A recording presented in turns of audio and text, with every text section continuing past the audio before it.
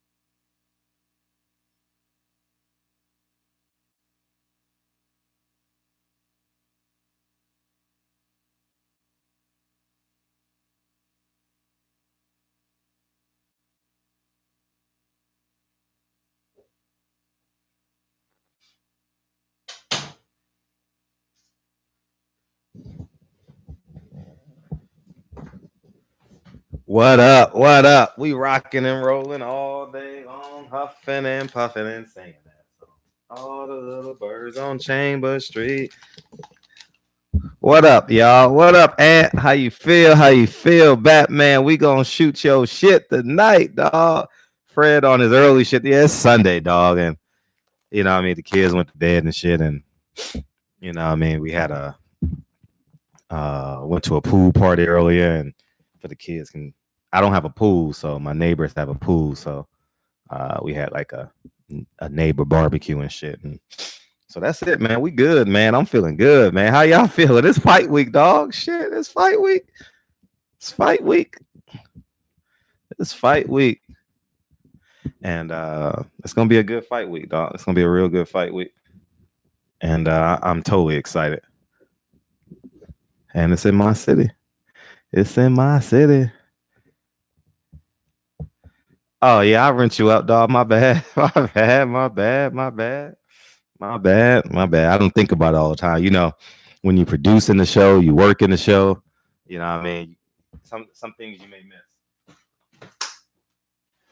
All right. Window open, get some circulation. All right, good. How y'all feeling, man? It's fight week, dog. It's fight week. It's fight week. Oh yeah. That's my alarm. Got the window open and shit. So yeah, man. Yeah, so Fred, everybody wrench stuff except yeah, I got you. Hey, LLS. I ain't really tripping, Fred. I'm just fucking with well, you wrenched up now, nigga. What up, BM32? Uh PBC had to come with some good fights this weekend. I missed them though. I was there and didn't even go to the fucking fights. I walked in on the third round of what's that nigga name? You know, the main event. Peter Quillen and Gulo. Cherry and lime tonight. Well, it's been that every night. So yeah, man. Corey, what's up? Oh, y'all hollering at each other. That's good. Y'all building community, man. That's great. Yeah, Mike James Boxing. What up? What up? What up? What up, Corey B? What's good, y'all? Man, this is a good day, man. This fight week, dog. I'm excited. Tonight will be the last. No, let's see. Tomorrow night might be the last night I get 5 hours of sleep. Other than that, I'm giving y'all niggas content on top of content on top of content. So, mm. Yeah, Michael Steven, come to the event. Fight week. During the fight, it's gonna be hard to catch me. I'm just being honest. Come to the event at 10 a.m. That'll be dope if I get to meet you. 10 to 2 on Slauson and La Brea. You can't miss it. It's gonna be a bunch of people out there. What up, Centric Beats? I don't think I've ever met you, man. What's up? I've never seen you in the chat before. What up? It's on Slauson and La Brea. Just go to the beginning of Fred. You saw Spence pour the fight camp. No, I missed it, dog. I saw some of it. I watched the real Marlowe videos and but I fucking I ain't watch it yet. I saw pieces of it though. Tell me what you thought of it. I saw when Earl was at the SMU game. He shook hands with the mayor. What up, Cedric Trailer? Like Robert Tractor Trailer from Michigan. What up? I used to like him, man. Yeah, he lost his life in Brazil. I think it was Puerto Rico, Brazil. Kenny got his son rattled. Yeah, you know what I didn't like about that was some things are good for TV, some things aren't. You know what I mean? Like the overall feel of Sean Porter, you kind of don't want, in my humble opinion, I don't want that on TV. You know what I mean? Yeah, you know, I because the goal is to make your child feel good. Well, excuse me, to make your athlete feel good. Coincidentally, not coincidentally, but that is his son as well. I wouldn't have talked like that on TV because you leave too much to interpretation. Now, Sean is going to have to answer 50 to 100 questions about that fight week. You know what I mean? Like, if I'm media, I would ask him about shit like that. Like, you know what I mean? Like, aren't you the one in charge? Like, you know, there's a fine line between love and hate, obviously, but there's a fine line between being a trainer and being a correctional officer. You know, yeah, not publicly. You know, I mean, I not publicly. You know, I mean, it seemed like you got to watch it. I only saw half of it because what happened was the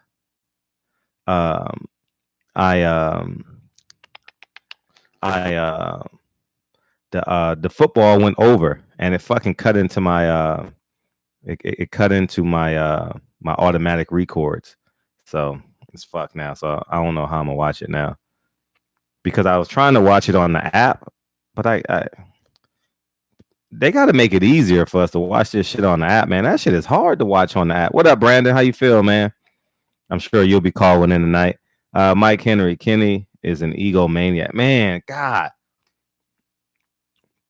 You know, yeah, big time ego, man. Fred, what's wrong with Peter Quillen's legs? I don't know. I was thinking the same goddamn thing. I'm like, dude, he looked horrible. You know what I mean? He didn't look good at all. He looked like the Senior Bowl last night, right? Like a AARP primetime special, man. Salute, Fred. Your interviews represent us black folks well. Fuck Floyd. Yeah, man. Shout out to Gary Russell, man. And for those of you who don't know, I'll tell you briefly. I'll synopsis because I know you guys want to know the backstory and shit. I went to his fight against Jojo Diaz, and Gary Russell was such on weight that he just hung out after, and he and I just started talking. And we started talking about financial investments, and Gary Russell makes great financial investments. And I was just talking, and then I was invited into the conversation, and I started talking about my investments here in Los Angeles. And appreciate award winning. I appreciate that. And he was sharing his gems, and I was sharing my gems, and he and I connected. We exchanged phone numbers. And I sent him some stuff on some of the stuff I do and use, and he and I just been connecting like that. And in New York, you guys know about the Kelly Swanson issue. at the Keith Thurman weigh, and Kelly Swanson was just in my face, like pointing a finger in my face, and um, you know what I mean, just being some disrespectful, intentional type stuff, right? And Gary Russell walked over and made sure I was all right when everyone was just walking by, enjoying. Not, I wouldn't say enjoying it because it was real intense. You know what I mean? But and then and that's how he and I connected. And he reached out to me earlier this week because we were going to do a phone interview Wednesday or Thursday, and I told him, "Now I'm just going to drive up Saturday," and I drove up Saturday, and he and I connected. And truth be told, that's why I missed the fight. That interview was going on during the fight, and yeah, Kelly is different, Ant, for real. And that fight we were talking during the fight, and then we started playing chess, and we started talking smack, acting like all the brothers are in the room, and I'm there, and my trainer actually came up with me. L, you guys seen him on the channel quite often recently, and so we just started talking shit, playing dominoes, talk boxing, talk life, and you know what I mean, and that shit turned into 3 hours, and I said, oh shit, we gotta go to the fight, and the fight was literally connected to the hotel, so that was it. So that's our history in a nutshell. So y'all know, and I'm grateful. I'm grateful, and I'm thankful, and I'm able to give the boxing world, and more importantly, my subscribers, great content because people like him trust me. He's a superstar. I'm nothing without content.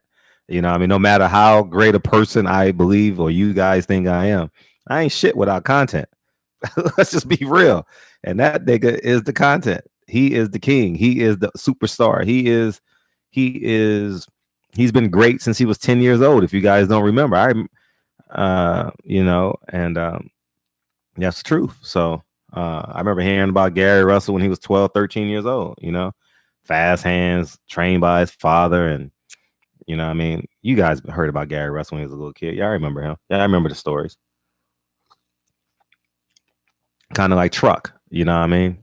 We heard about him for 2 or 3 years, right? Went 198-2 or something as amateurs, or only lost 2 amateur fights, you know what I mean? Yeah, that was a big time interview. You know why that was a big time interview? For a couple of reasons. It opened up the door for everyone to be honest about the sport of boxing. You know what I mean? Like, I'll say like Floyd Mayweather is kind of like a taboo. Floyd Mayweather is not perfect. Poor Floyd Mayweather has done some good things. He's done some bad things. And as of recently, he hasn't been giving back to the sport. He's only been taking from the sport, and I think that's important that what up, Gregory Wyatt? It's important that people be honest, and we can only move forward with honesty and work ethic. So I'm grateful that he opened up the door, and now a lot of fighters will be more advantageous just to speak the truth about boxing itself. I admire him going after Leo Santa Cruz. It's you got to get that money. Those fights are decimal changers, man. You know what I mean? The decimal moves to the right. You know what I mean? So, and he's been waiting patiently, and he don't want to get aged out. I mean, obviously his body's been rather preserved. He has great work ethic. He walks around never over 135. So I'm just grateful that he respects me for being me. I don't have to change who I am. I can disagree with Gary. I can agree with Gary. You know what I mean? It ain't no, I'm not, you know what I mean? So it works out, man. I'm glad you guys, I got one more video up. I got another 8-minute clip that I'm gonna upload. I may do it tomorrow or some shit, but I got one more clip of that, and that's the full interview. And you guys will thoroughly enjoy it, man. I'm grateful. I'm grateful. Really grateful. So yeah, man. So that's where we're at, man. I'm glad you got 85 people, 45 likes. 45 likes. Yeah, get it to 45 likes. Y'all better listen, man. Get it to 45 likes. I came on early for y'all. We can go as long as we want tonight. What up, Wookie in the Carolinas, man? What's up? Yeah, man. It's You're only one click away. Almost misread that shit. Almost only one quit away. Go Flow, what up? Aaron Jones, I hit that like button. Salute for a great interview, man. Tell me what y'all. Hey, let's open up the phone lines. Let me connect my phone.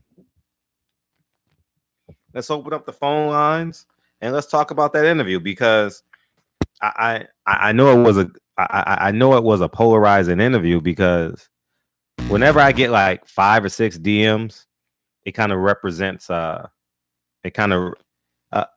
represents y'all. And if I get 1 DM, yes, it's good. But if I get 5 or 6, oh shit, that shit did something for us.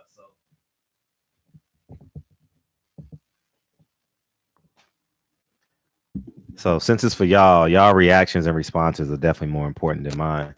I'm just a curator and the bridge to get the information to y'all. You know.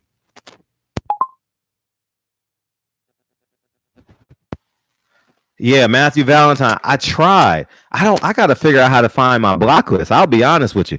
I don't know how to get to my block list. I'll be honest. I looked. I definitely looked. I gotta look a little further. I definitely tried. I watched the Fox special today on Earl and Sean and Kenny Porter. The way he stayed in the camera, you would have thought. Yeah, he was in the camera way too much, for real. So the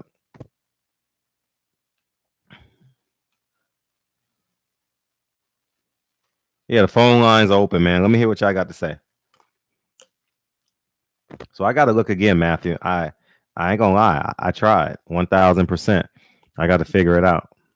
I don't know why you blocked. You probably said some sucker shit a while ago. You probably said some sucker shit. I know you probably did. I don't know. Or maybe you was. I don't know. Because I'm the only one who blocks people. You know, I just started. 973. 973. What's up?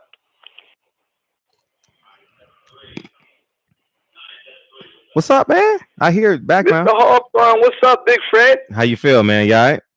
Man, life is lovely, man. Other than the fact that I can't participate, man, in the comment section, man. Man, Matthew, I'm trying. I looked. I ain't gonna lie to you. I looked, but I don't know how to get to my block. This song 78 knows how to do it because it happened on his channel before. He just did something real quick, like just ask one of the beloveds how to do it. They know. I don't know. You know, I'm not all into that high tech stuff. But man, you are killing the game, bro. Like I am so proud of you, bro, and how you doing this thing in the midst. I'm keeping it 100. I'm a little bit older than you, Freddie, but you probably can't tell. I can't tell. I really can't. I'll be 5-0 this year, man, because God has kept me young and youthful, bro. You sound it. You know what I mean? Tailback for Villanova University, class of 94, bro. Oh, okay. But look, the thing is, man, like you're doing some extraordinary things, man. You're putting yourself in position, and then regardless of what they say, bro, they can't stop you, bro, because you are stomping the damn ground. Like with all the resistance, man, that's coming against you, man. Like you fighting the right fight, man. And you just keep me souped up, man. That interview today, I mean, you just been killing it, bro. You've been killing it, man. I mean, it can be wild. And like, I mean, I'm just so super excited about you, bro, and what you're doing, man. If all of us had the same energy, if all of us put forth the same type of energy and have the same type of grind and focus, man. Like between you and Blue Blood, like with getting these interviews and putting it down, man, and being in the presence, man, and touching the people who we want to touch, man, it really does keep me excited, man. I'm telling you. And it's paving the way, man, for more to come. And you are getting the stories out. Yeah. Don't ever let anyone deter you from getting our stories out. Not. Because I'm telling you what, like, no other old media reporter, white, Chinese, or otherwise, other than you, a brother like you could have gotten out, could have allowed Gary Russell Jr. to be as comfortable as he has been to put forth the statement that he made, man. And that needs to be out there. You know, it needs to be out there, man. And because you have the program, man, and you got the foundation, man, like, just keep grinding, man. You know, we here are proud of you, man, out here, man. Thank you. And regardless if anybody tells you that or not, keep doing everything you're doing, man. I will. Like you are the guy, man. We're proud of you, man. Like if you were running for president, man, I'd vote for you. That may happen, dog. That may happen. I ain't gonna lie to you. I don't know, man. I hear it in you, man. I see it in you, man. You're a people's person, man. Yeah. Like you got a special gift, Mm-hmm. and it's amazing because oftentimes we don't realize our gifts until it's too late. Mm-hmm. But I think you've tapped into your innermost soul and spirit, and you recognize through your study, which has shown to make you approved, bro. Mm-hmm. Because you right in line with what you're supposed to be doing. Like, Mm-hmm. is this what you're doing? Is exactly what you should be doing right now. And like many are called, but few are chosen. Thank all you. right. You have been aware enough, spiritually and otherwise, to know what it is God is calling you to do. Thank you. And that's amazing to achieve for a young black man in this the world today, at this present time. So keep grinding, man. I'm excited about boxing because of you. Don't say that, dog. I'm keeping it real, Fred. Like, listen, man, I've been to the top and I've been to the bottom and I'm somewhere in between, and I've never been at a better place in my life. So, I have no problem whatsoever in encouraging another black man. As we should. Know the truth, man. I'm inspired, bro. I'm telling you the truth. And I mean, I'm souped up every time I see you get behind the camera. Thank you. Thing, I appreciate the roses, man. Don't get discouraged. I'm not. No, I can't. I can't. Keep sending the messages. Keep doing what you're doing. You're affecting a lot of us, man. Out here in this world, man. It's international now. I was about to say America, but it's all over, man. Absolutely. The grind don't stop. So keep doing what you're doing, man. And the boxing game right now is more exciting with you and brothers like you and Blue Blood and 78. The whole LDC, I'm sure. man, is there are some haters out there, man. I see some things out there. But once I got to tell you, you have arrived. You're not exactly where God wants you to be, but you have arrived because you got jokers doing hate videos about you. It's amazing, man. That duck over in Philadelphia, man. That duck over, you know what I'm talking about, right? Start with a T. I mean, that guy's he's obsessed with you, bro. Like, but that's some good stuff, bro. Yeah, he's really a fan, though. He's really a fan. True story. And guess what? He's brought all of his fans over to you. He hasn't realized that. Yeah. But, the key to success is both to acknowledge your haters and your supporters, man. Yeah. Because that's what makes us who we are. It makes us great. And if you could deal with it, which I see you are doing a very good job of dealing with it, you could talk to a kid on the street, man, selling bottles of water and give him advice. And then you could sit down with the hierarchies like, and the haters like Eddie Hearn, man. It's just a wonderful thing to be able to do in this life, bro. I appreciate you. So keep grinding, Fred. I won't hold up the lines, man. But continue to be encouraged. I love you, man. I love you too, King. Thank you. I'm going to tell you the truth. At the beginning, I was one of the dudes leaving comments, okay, in the section, like telling you, bro, tighten up. Tighten up. Like, you never responded. But the thing is, I come to realize over this YouTube game over the past 3 years, man, that you got to take the good with the bad. I respected how you received what Wilder said to you and how he explained it to you. He's a real live. I respect him. I respected how you handle that, man, and just continue to handle things in stream, bro. I will. All right, God's limit. All right. Thank you. This is fight week, man. I wish I could have got out there. Fight week, niggas. My wife and I were thinking about trying to make a major sacrifice to get out there, man. But we'll get out there, and then when the fights come out here, we'll break bread when you get here. But keep on rising to the top, big bro. Keep on being a good father, man. Your children need you. Thank you, people King. need to see that you're good with your children as well. Thank you. You know what I mean? At some point, you will, I hope, let us know exactly what transpired between you and KT. Oh, y'all gonna know. You will at some point, because at some point, he's gonna be irrelevant in boxing. At some point, he'll be irrelevant in boxing. You know what I mean? For sure. I mean, like, I couldn't believe I had told Leo on Champ's side about a month or two ago that I think that they had lost, just before I even knew anything about it, I think that they had lost their gym because I hadn't, heard any references about, the Porter's gym and Champ's side. I was like, nah, I think they still got the gym. And then right on time, I think last week you were discussing it in one of the videos and you did put it out there. Yeah, they have Barry's gym. They have Barry's gym in Las Vegas now. Yeah, I recognize it. But keep on striving, man. Look, if you didn't catch it, you got to check out the part 3. Last night of the PBC fight camp, part 3. It's when, bruh, I want to hear what your commentary is on how K Diddy, man, was talking to Sean in that ring. Now, no wonder Sean is confused, man. He's like talking to a grown man like he's a little kid, bro. Yeah. Is that how he trains him? Yeah, that's how he trains him. And then you peeped last week, on part 2, how like Sean came back to him, was like, man, I was confused. You gave me 2 different directions at one time. Yeah. Well, man, and you know what that was, man? That seemed like symbolic of the way that Sean fights. I mean, I'm not dropping any heat on Sean. I'm just keeping it real. He's a great Matthew fighter. Valentine, champ side. Go ahead. But it seems as though he is confusing Sean in the ring. I mean, that's why Sean might be a little sporadic in the ring at times. Yeah. But I hope they do well. Has time, man down. Earl Spence, no question, no doubt. And that's it. He's a showstopper this week. I saw that real quick. Man, shout out to the real Marlo. I haven't watched it yet, but you heard that? It's going down this week, bro. It's going down. All right, man, I won't hold you up, man, but I'm excited, man. I got to get that Fred, man. Figure out a way to get me on block. I got to figure out how to get in my block list. I don't know how. It's something from you. It's so easy. It's so easy. It's just, but I've never been there before. I've only blocked people. I've never been there. You know what I mean? Nigga said I can only block me. I've never been there.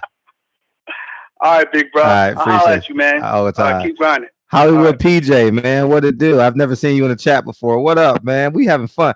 Hey, champ side, that was great seeing you last night. Hey, dog, fuck the bullshit, man. Champ, I want y'all to know how invaluable YouTube channel. Champ side, call me right now. Call me on my main line, so I know it's you. So your name will pop up. Y'all need to hear this story. Tell them the story about Chris Colbert. I don't want to tell the story. It's your story. Well, if you don't call in, I'm gonna tell the damn story. Are you still in the chat? Y'all gotta hear this fucking story, dog. Y'all gotta hear this story. The story is amazing.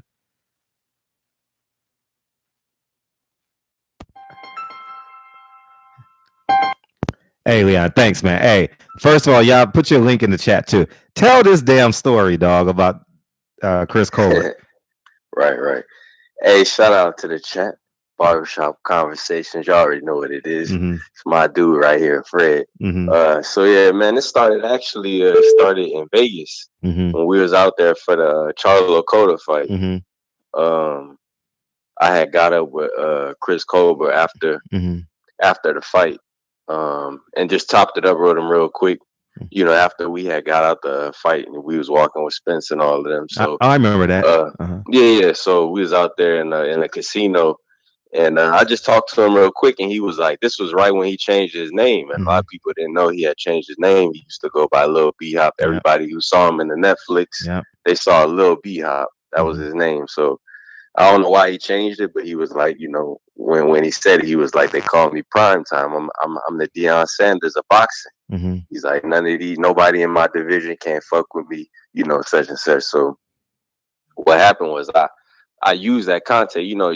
So sometimes you get a video, but I like to do extra on top of that, right? So I like to paint the picture. So it's one thing to just hear Deion Sanders, but you got younger people who may not know who Deion Sanders is. You got people who are not football fans who might not know who he is, right? So I use the image of him, you know, prime time. You know how prime time was. You know what I mean? Jerry Curl, Drew Strickland, the gold, all that. You know what I mean? So I put that up next to his picture and all that, and I tagged. Oh, Deion Sanders already in here. Look at that. I'm watching your chat. I know, me too. I see it. Yeah, I tagged him. I tagged Deion Sanders on Instagram when I did the post, and he ended up watching it, liking it, seeing it. So then I showed Chris Colbert that on Instagram. Then I happened to see him again in Dallas. I seen Chris Colbert in Dallas at the Hooker Ramirez fight. He was out there and for Nikita Abibi, who's fights out of New York. And so anyway, man. So yeah, Deion saw it. So last night, I talked to him after the fight. Of course, he scored a crazy knockout of the year candidate in the first round, and he is like, he just was like, man, he's like, Deion Sanders called me. He called me today for the first time. I talked to him for the first time in my life. he told me that I'm special, that he's watching me, and he watched me tonight. So he talked to him before the fight. Wow. So Deion Sanders was paying special attention. Of course, he came out with the football and the buffs and all that stuff, man. And yeah, so it was a crazy thing to see. So I looked at Deion Sanders. I posted that video today, and Deion Sanders liked that video. That's so dope. he's well aware of who Chris Colbert is, and he's well aware of who you are as well. Yeah, exactly. And that's that's the minor thing, but the main thing is just like just linking up people who may not be following boxing, and now Deion Sanders is gonna follow the rest of his career. You see what I'm saying? Whereas he might have not never heard of him, or it might have made its way slowly. That's the power of like what channels like yours and mine have. You know what I mean? When we put content out. So, but yeah, shout out on that Gary Russell interview. Like I said in the chat, man, I just watched every minute of it. That shit was good, man. Gary talked that shit. Yeah, he talked that shit, but it's also believable too. You know what I mean? He has a high believability meter. You know what I mean? And I thoroughly enjoyed it, and I'm glad he gave me the opportunity to do the interview, man. And but what you did was extraordinary, dude. Like, you have no idea, like, the levels of inspiration that's going to do for Chris Colbert. You know what I mean? And two, how it revitalizes, Deion Sanders. It puts him back in touch with the younger audience. He's my age. Well, he's older than me, so he's not in touch with that. So that kind of revitalizes him as well. And people say, "Oh, you got a small YouTube channel, you this, you that," but this. Dude, Leon, you done led 2 marches in like 14 days, dog. You know what I mean? I followed your lead. No, I'm serious. I followed your lead 2 weeks ago, a week and a half ago with the Shakur Stevenson thing. I thought that was important. And I thought it was important that I follow your lead.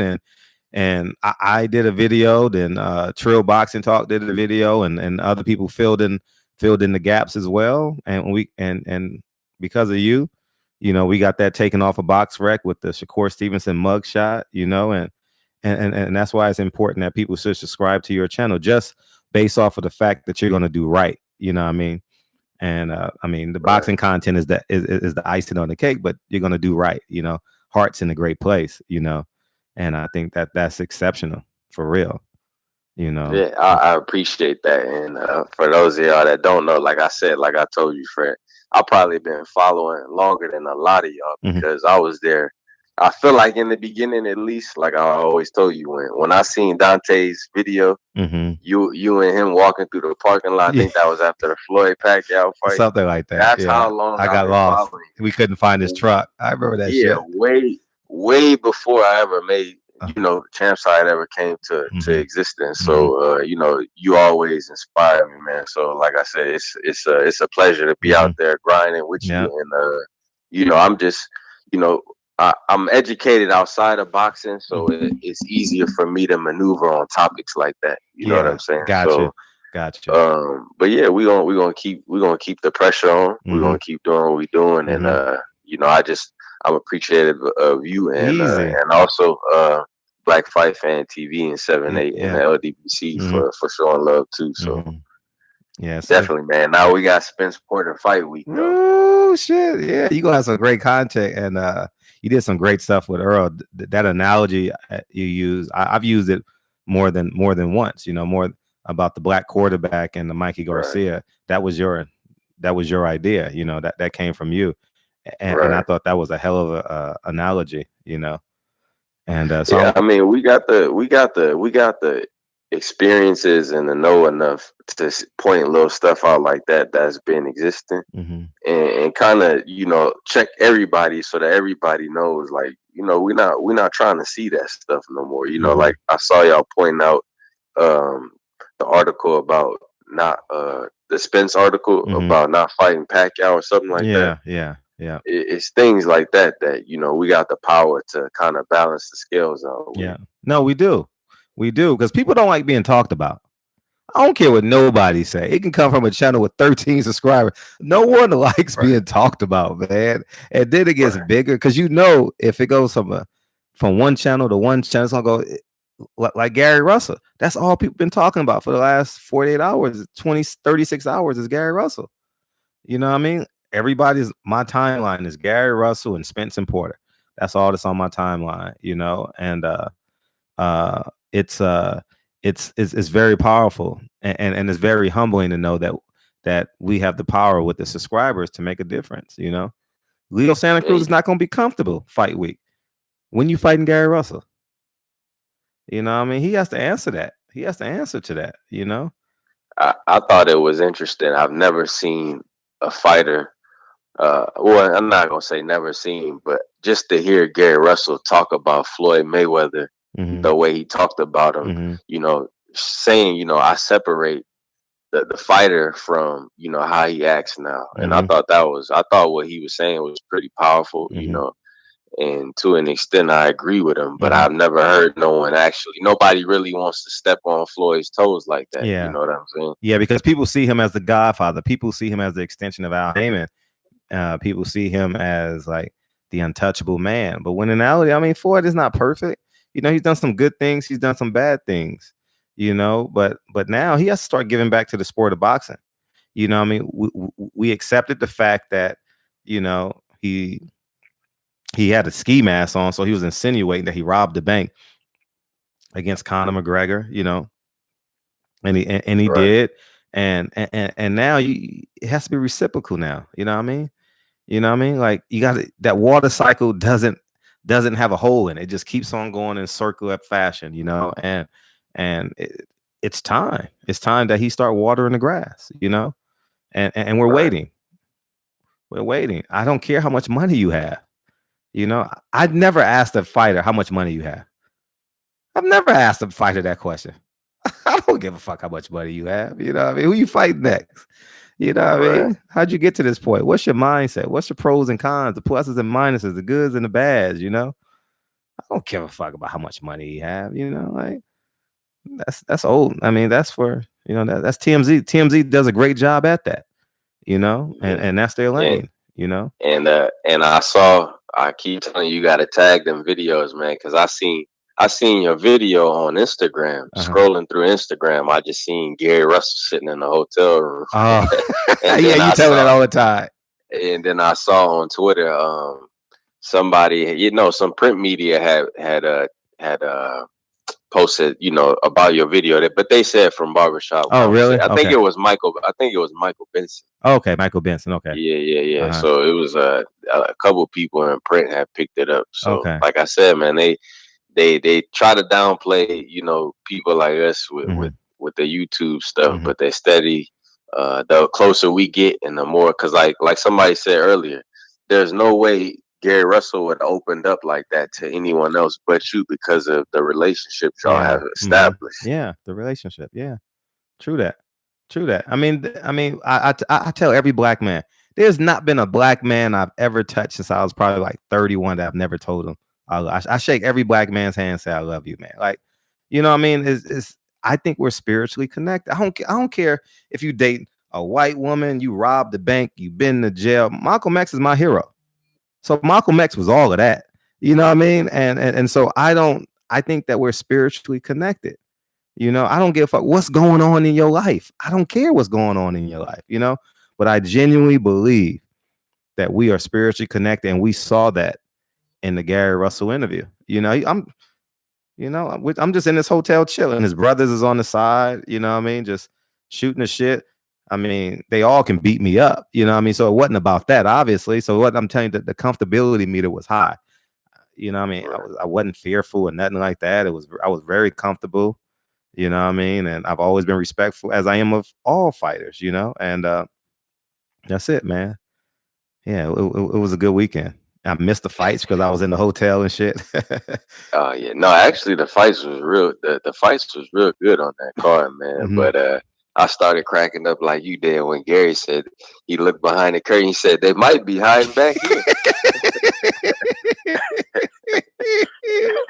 Oh, God, yeah, Gary. Hey, actually, I actually was about to make a video about it, so I'm probably gonna put it out. You should. You should. Yeah. But Gary was sounding like Denzel in that interview. Through that whole interview, all I can hear is Denzel Washington. He does, dog. He does. I'm gonna tell him that shit. You sound like Denzel, dog. Yeah, he does. He's coming out here Thursday, Friday. He said he's coming out. He was sincere as fuck, but he would be a great actor. You know what I'm saying? Yeah. Like if you play one of them Maryland or them Washington D.C. ghouls. You're right. Yeah, you're I right. like that. You're right. Yeah, man. Mm-hmm. Yeah, you're right. That shit was lit. That shit was super lit, man. Yeah, man. Definitely. But yeah, I ain't gonna take up your call, I appreciate. I'm gonna see you. I'm glad you called. And I just want to say, man, y'all have experienced Fred through all the content that he's produced, but I can tell y'all for real from seeing him. Stuff I would never speak on, Vegas. Yeah, you know what I'm saying? Don't worry about that. Fred never be spoken on. Fred has done some real stuff. So, you know what I mean? I'm always rocking with him. I've been rocking with him. So, I appreciate you, bro. And I'm going to see you this week for Spence Porter. We working. We working this week. It's going to be fun. Yeah, definitely, man. All right, Fred. I appreciate you, King. Thanks, King. All right, peace. Yeah, man. So that's Champ Side, man. Make sure I go subscribe to his channel, man. Yeah, and but yeah, man, it's just the Gary. Y'all want to talk about the Gary Russell interview? Fuck, talk about it, man. Call in and talk about it. Oh shit, from the DMV. 202 is DMV, right? Yeah. What's up, Fred? What's up? Turn your. You got it on TV? You got. Yeah. Turn that hoe down. What's up, Cash G?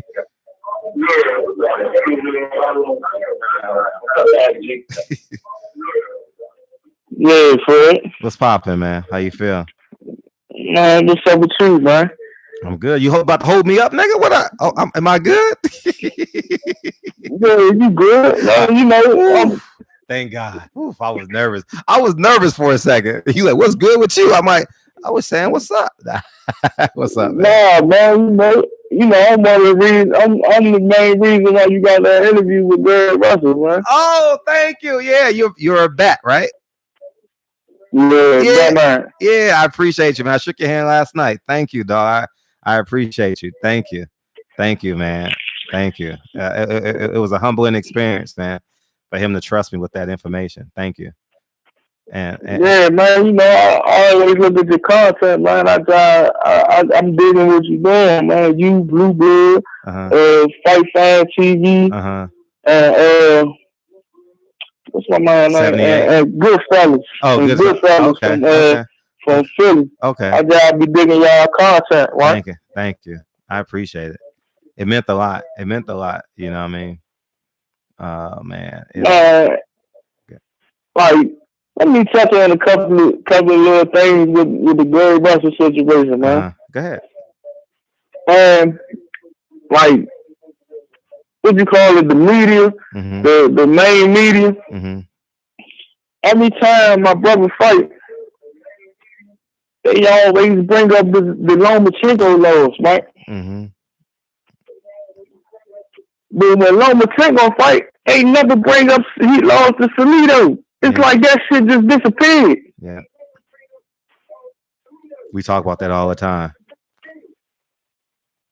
Then, like, when motherfuckers mad that he's calling out the best fighters in his division and around his division. It's like the fans don't even want to see the good fights.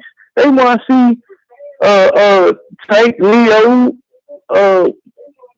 what's his name? Oscar Valdez, Josh Morrison. They want to see everybody fight a bum. They don't want to see the best fighting the best. Yeah, you're right. That shit ain't that shit that crazy to you. It's like the fans. It's like it's a rack of sucker ass fans out here now.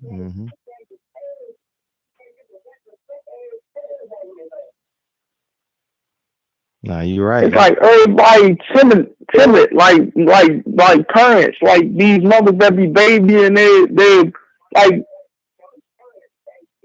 mothers that be babying their boys. That's how the fans acting, like they trying to baby the fighters.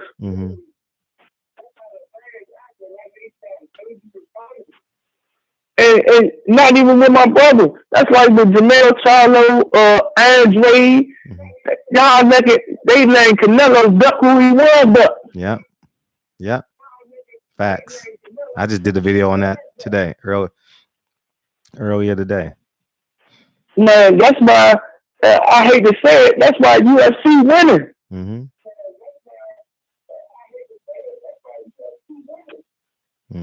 Because Dana White got the best fighting the best. Is no bullshit fights in UFC. Yep.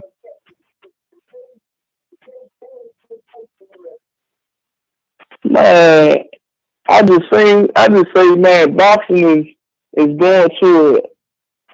It was the only. Hold up. I can't.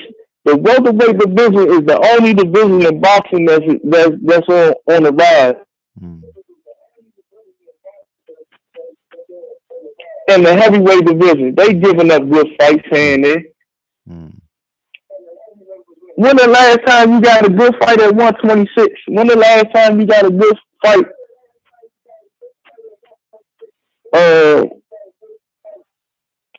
at 130? When the last time you got a good fight at 140? What's his name? Ramirez and Hooker. Yeah, they about to unify at 142. Josh Taylor and all them guys. That was a good fight. What's his name? The shorty from Louisiana. He about to fight Josh Taylor. Yeah, Josh Taylor. Why we can't get this going all the way down in the divisions?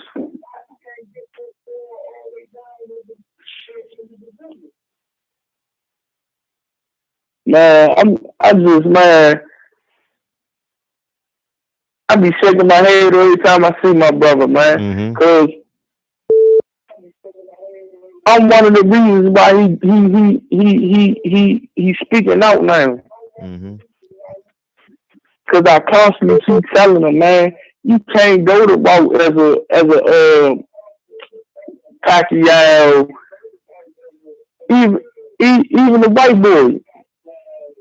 You know what I'm talking about, the white boy, Lomachenko. Yeah. They hardly talk. But people love him. They boost him up. Yeah. But I tell him, man, it's because of our skin complexion. Our skin complexion in boxing, we always the bad guy, so you're going to have to act like the bad guy.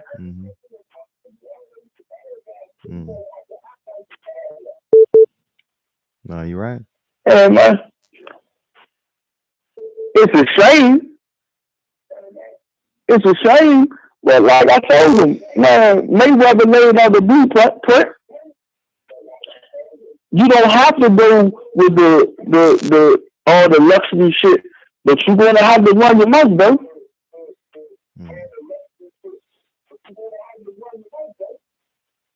Being black, you're gonna have to run your mouth. That's the reason why RJ Brown ain't never get his just dues.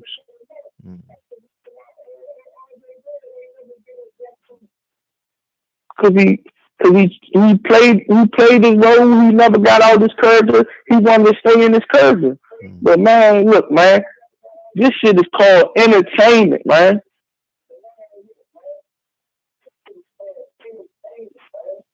It's entertainment at the end of the day.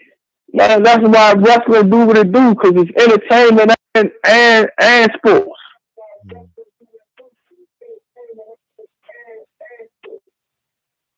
So, man, I hope my brother do get the fights he want to get so he can show he is the best in boxing. Because right now, my brother got the best skill set in boxing. Hands down. There's no one can slip and touch. There's no one that got the hand speed that can touch you with 7 to 8 shots.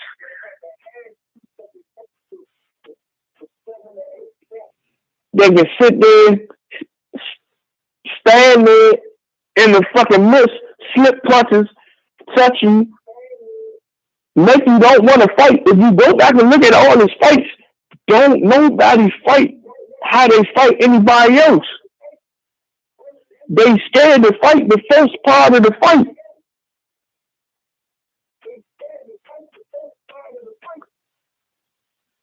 Everybody start fighting at like the 8th, 9th round. When we get a little bit of fatigue, when they see a little bit of fatigue and a little slow down, they'll try to start fighting. But the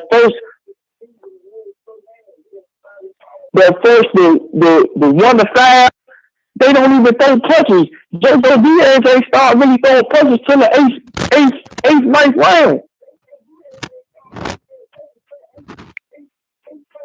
He started throwing punches in the 3rd round to the body. That shit was crazy.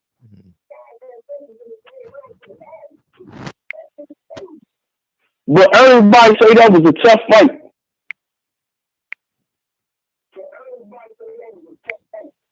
What you think about that, Fred? Was that a tough fight to you? Nah, I thought he won easy. I thought he won that fight easy. 9 rounds of 3. You know, but if you go back and listen to the main media, they said that was a tough fight.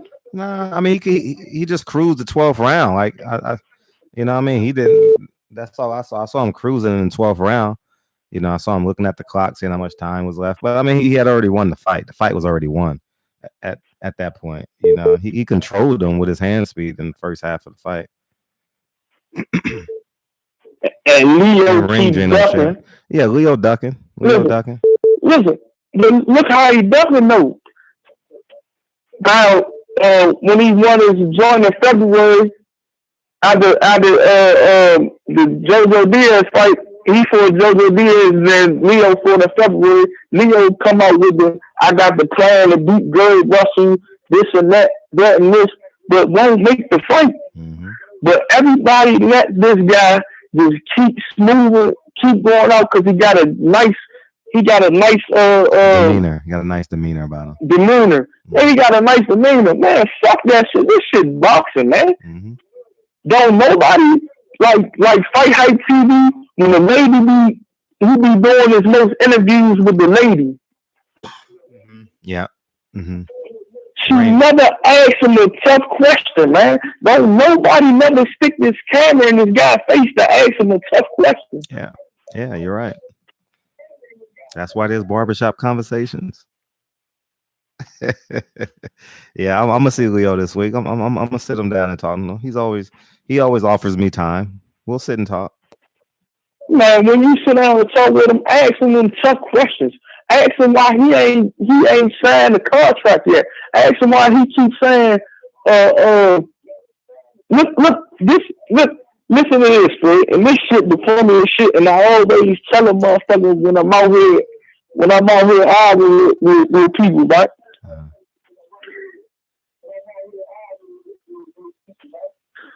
The man always before then, like last year, he used to be like, man, yeah, I'll fight Gary Russell. I'll fight Carl Frampton again.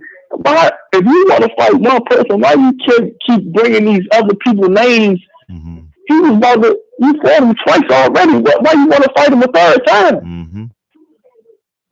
You fought all the Marbury's twice. Then Floyd and them acting like my brother can't just come up and fight Tank. But you was just about to let Adam Marbury's, a man who just lost 3 of his 7 to 8 fights. Out of 8 of them fights, he lost 3. He got knocked out.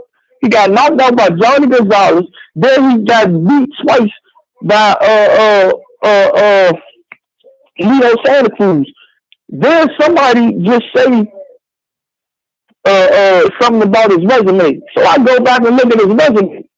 The only good win and only named fighter, we beat champions, but you wouldn't know their name if I say them. The only person that was good that he beat was Ponce de Leon. Mm-hmm.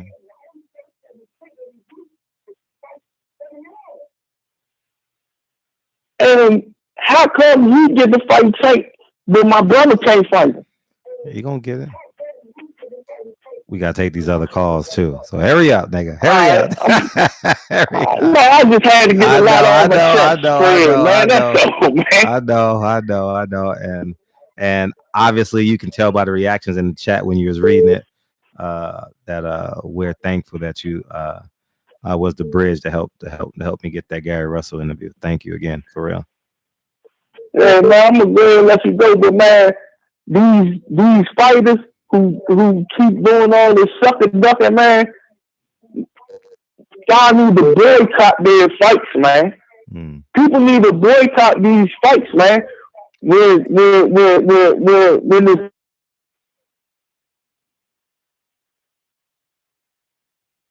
hung up. He gone. I guess we lost him. But yeah, man. Yeah, Leo, you gotta fight Gary Russell. Leo, somebody in here know Leo Santa Cruz. Fight Hype is listening. Fight Hype is watching us live. What up, 469? What up, Brandon? How you feel? What's good, Fred? How you feel? How you doing? I'm good, man. You good? Yeah, all right? I'm well. I watched the Gary Russell interview, and I just got a different take on it. If you don't mind hearing I just got a different position. No, go ahead. I love Gary Russell as a person, but as boxers, Gary Russell, really, what he did, he hurt us when he lost to Lomachenko. He gave Black Fight Fan that flag. That's number one. And number two is, come on, Gary, man. You only fight once a year, and this is our first time hearing you. You only fight once a year.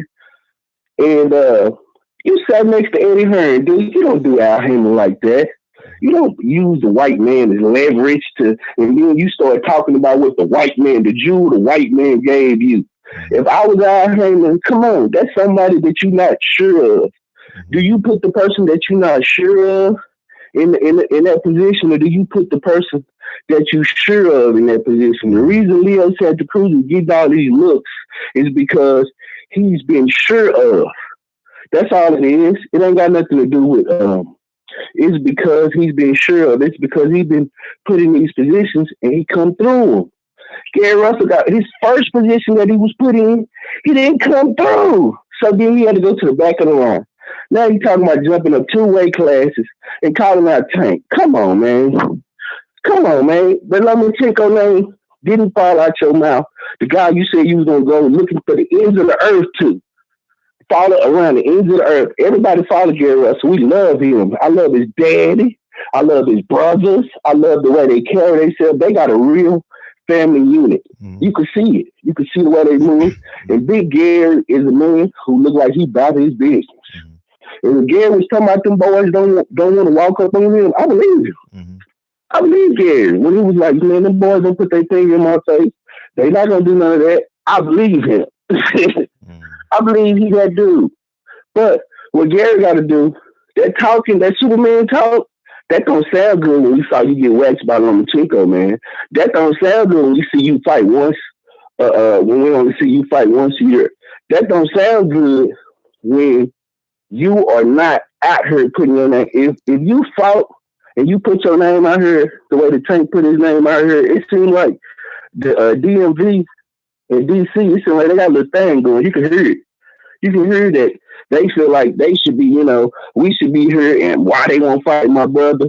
My position on that is, your brother, Gary Russell, who we love, who we all want to see more of and don't know why would you get up there and say, Eddie Hearn said, man, that's division right there. You don't do that. Al Heyman, Angulo just basically said Al Heyman basically is saving his life. We heard what he said after the fight last night.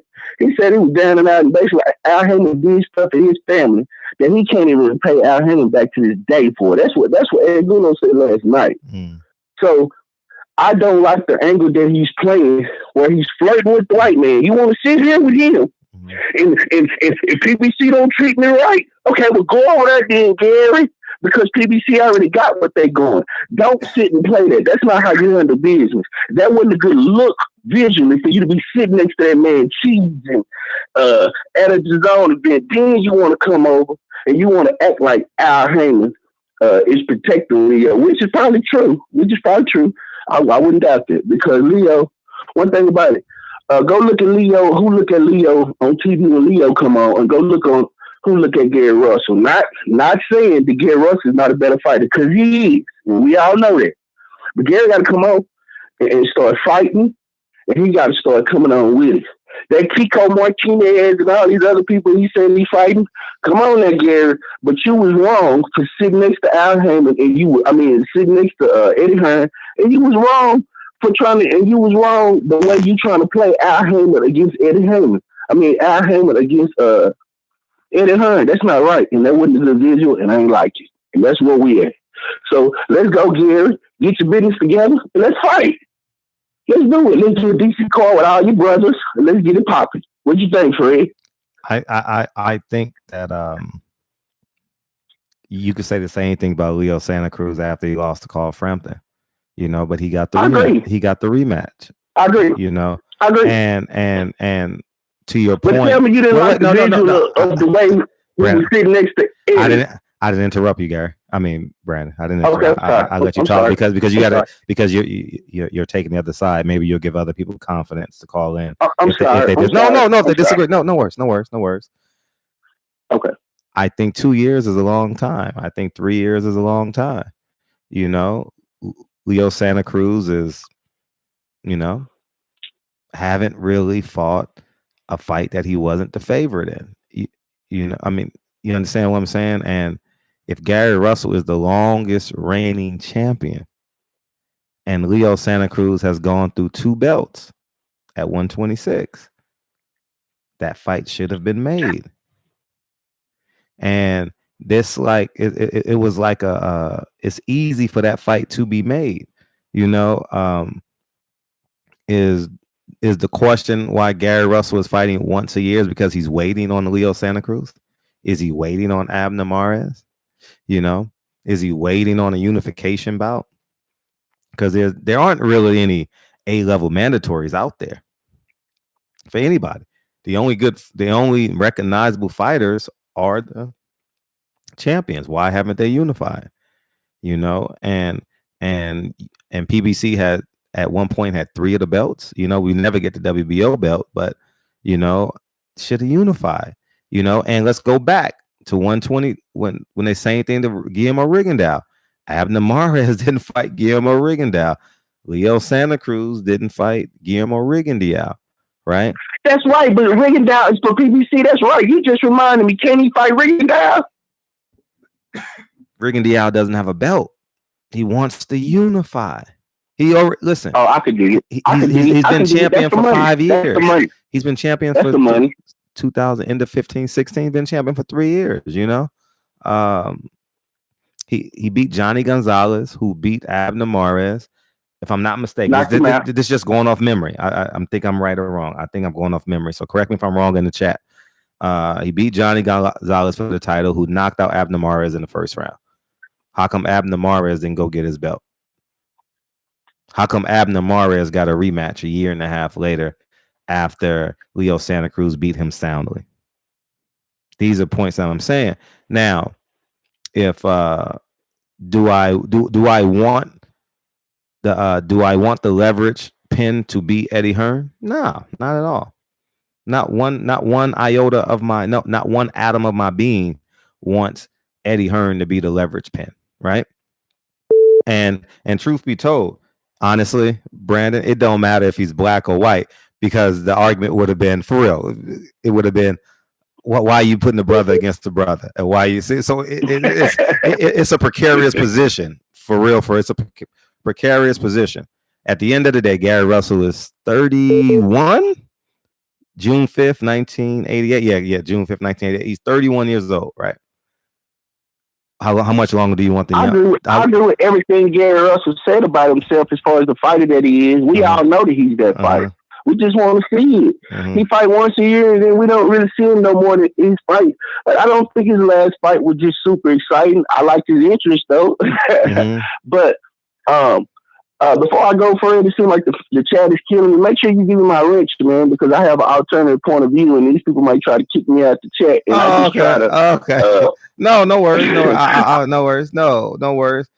I see dudes like fuck the caller, dudes with they're gonna say that. They have every right to say that. Yeah, Which is fine. Which is fine. If they disagree, let me say something. That's all. I just had a Let me say something, B. Let me say something. something, B. You can finish. If they disagree in the chat, let them disagree. If they not being disrespectful or cursing, cutting, let them disagree. It makes for great content. Because I'm reading the chat. What rubbed me the wrong way is the way Gary played against what he about Eddie Hearn. Listen, you don't even know. Listen. Niggas do it. Niggas do it all day and twice on Sunday. He said that Eddie Hearn basically told him that he's a star and that somebody in PBC is keeping him from being a star. Yeah, I was That's there. the part that I really didn't like. It was you a guy. Didn't know that because you don't know that man, and that man is there. He's not there in your best interest. We all know Gary Russell is a very intuitive man. He know why. That's a bad boy. He know why. He's a bad boy. He knows. When you start remixing my fucking words, he knows why Eddie Hearn is there. And if you got what I said what I said was intentional. If you got me when I led into the question, you understood where I was coming from without saying it. Like so he has to leverage himself. Should he wait another year for Leo Santa Cruz? Nah, he can't. He can't. We want to see that fight. We want to see that fight in May, as a matter of fact. They can put that fight in May. Let's get it done. I want to see that fight. It was just certain things that I just picked out that I just. No, you have every right to disagree. I didn't like the way he had it. I didn't like the way he leveraged this stuff, and that was all. And that's my brother. I love Gary Russell Jr. and I want to see him fight, and that's my brother. I just don't like the way he got to leverage himself, and that was all I was saying. All right. But y'all have a good afternoon. Make sure you get my rich Fred, because they're gonna knock you out the box. They ain't gonna knock you out. That's Brandon Washington, man. Don't kick him out, man. He good people, man. Hey man, y'all have a good night, man. Fred will probably gonna be out these next few weeks. They'll switch your boy's schedule up. Okay. But I enjoy you, man. I got up to look for you. Thank you, man. And thank you for the interview, brother. I went to. Oh yeah, by the way, Earl pop-up shop was lit too. It was. I went through you should have took video. You should have took video and sent it to me on Instagram. Damn. Next time I don't have any social media, so okay. But yeah, Fred, it was lit, man. That dude. I mean, I couldn't, and it was in North Dallas. It was, man, that dude. When I tell you Dallas support him, I'm gonna do a video on that. I felt that. When he tapped into his market. When I tell you this pop-up shop had a line. Nigga, I gotta go. I gotta go. Okay. Have a good night, man. Peace. 636, what's up? Oh, what's cracking, Fred? What it do? What it do? Man, how you feeling? That's my nigga, Fred, man. I'm feeling good, OG. You feel me? Hey, man, some of these niggas that be calling, bro, some of them be calling, man, they be trying to put me to sleep sometimes, man. But it be some good. Every call is a good call because it's a different perspective. Yeah. So I want them dudes that can sit back and understand what they trying to say. Okay. Y'all, but on some real shit though, man, this is what needs to happen. We need to bring back the tournaments, because the whole reason why we've been caught on to Andre Ward is because of tournaments, right?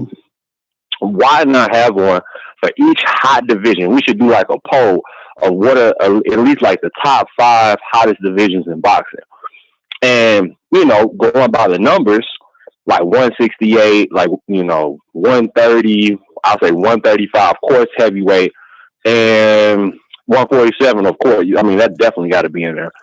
And maybe what else, like 154? 160? No, 175. That's hella than 175. So you put all these divisions together and did a tournament, not only will people tune in to watch, but they know they're getting their return on investment as a consumer. And then you can actually do the whole, pay-per-view thing and all that good stuff. And people will actually pay because they know for a fact that these fighters are training to be the best. Like, you're literally training to fight the best each and every time. And then some people be like, but no, that wears out the fighter. Man, that's some fucking soft ass. I don't want to hear that, because what you need is activity. Me as a boxer myself, like, what I'm saying, I haven't been actively doing my thing or whatever in the past couple months because of making money and shit. Mm-hmm. But on some real shit, like, when you are sparring, why risk sparring if you just gonna face somebody that you only gonna make 15, 20 grand with? I mean, if I'm gonna risk it, I might as well go in. You know, I'm an all money in, so I'm a Nipsey type of nigga. You feel me? I'm an all money in type of nigga. You know, a marathon type of nigga. So if I'm gonna fight, I'm gonna do it. It's all chips in. It's all money in. So I don't understand the mentality of like, nah, I'm just gonna face this. Like the Tyson Fury mentality. Well, I think I deserve to have a couple bums to beat up. You know, I don't like the word bum, but you know, like a couple low tier fighters to beat up on. And he almost lost that fight, which was crazy, against Wallen, the undefeated Wallen dude. So I just feel like it's no point for that. Just have the tournament, have at least 5 of the top people, you know, on that list for that weight division, and just fight it out. What's your mindset about that? Do you think that's a dumb idea, a good idea? No, what's it's a good idea. It will just never happen. So it's too many. You say it'll never happen? It's too many. You think it's because of the promoter thing and you know, like back in the day, Gary Shaw used to fight with Showtime and with HBO. HBO would fight with just the network. Man, I hate see, man. Oh, that shit just pisses me off. Like, I understand it's a network thing, but like, I just feel like everybody can make money. You know how everybody's so worried about making money. Guess what, you greedy motherfuckers? Everybody gonna make their money. Oscar, you're gonna make your money. Showtime, you're gonna make your money. DAZN, DAZN, whatever the fuck you want to call yourself, you're gonna make your money. Why be greedy when you? I don't know. I just feel like you'll have way more fans come in. People will start telling other people, "Oh my God, did you see that? Did you see that?" Like it'll be a night by night basis type of thing. Do you understand where I'm coming from? Like every weekend, people will like the same way we hype about this fight with Sean Porter and Earl Spence. It could be like that damn near every weekend. So people always tell me, you know, I wasn't alive back then, but they say, you know, in the early '80s, mid '80s, there was fights like that almost every weekend. So people in America were just obsessed with boxing. Like it was a big, big deal. And of course, the Mike Tysons and your Sugar Ray Leonards and it was so many people that were actually fighting each other that you just didn't have this shit. So what was it about back in the day that's so different with the networks that's so different now? Like can you, because I know you got a little bit more experience with that, you know, growing up in them eras and everything. So like do you understand kind of back then, or was it kind of blurred lines a little bit when it comes to the networks and how they? I don't accept like how they work. I don't accept. I don't accept you backdoor calling me old, but I'll answer the question. No. You ain't old, Fred. No, you ain't old. No, I'm just saying. Look. You ain't gotta justify this shit. I'm joking. I'm just keeping it 100. Keep it 100. I know you're keeping it 100. You opened the call by calling me an OG, so that's cool. So I know where we're at. So I'll say this. Right. Networks are way more diverse now. So you got Showtime, CBS, you got Fox, you got FS1, you got FS2, and then you got the promoters, and then you got the fighters. It's just so many things you have to connect. You know, back then it was just HBO and Showtime. You know what I mean? It was, you know, it was much easier to do, but obviously, if there's $100 million pot, you want 70% of that pot. You only want to give him 30 million, you know? So I think that it's no one wants to lose. And Black Fight Fans said it best. The business of boxing is staying in the business of boxing. That's why the best don't fight the best, you know, especially if they're not on the same. Right. No. I'm listening to I'm listening because it's all facts. What you're saying is all facts, man. Yeah, the other thing I would like to bring up that I think people don't talk about enough is the inactivity.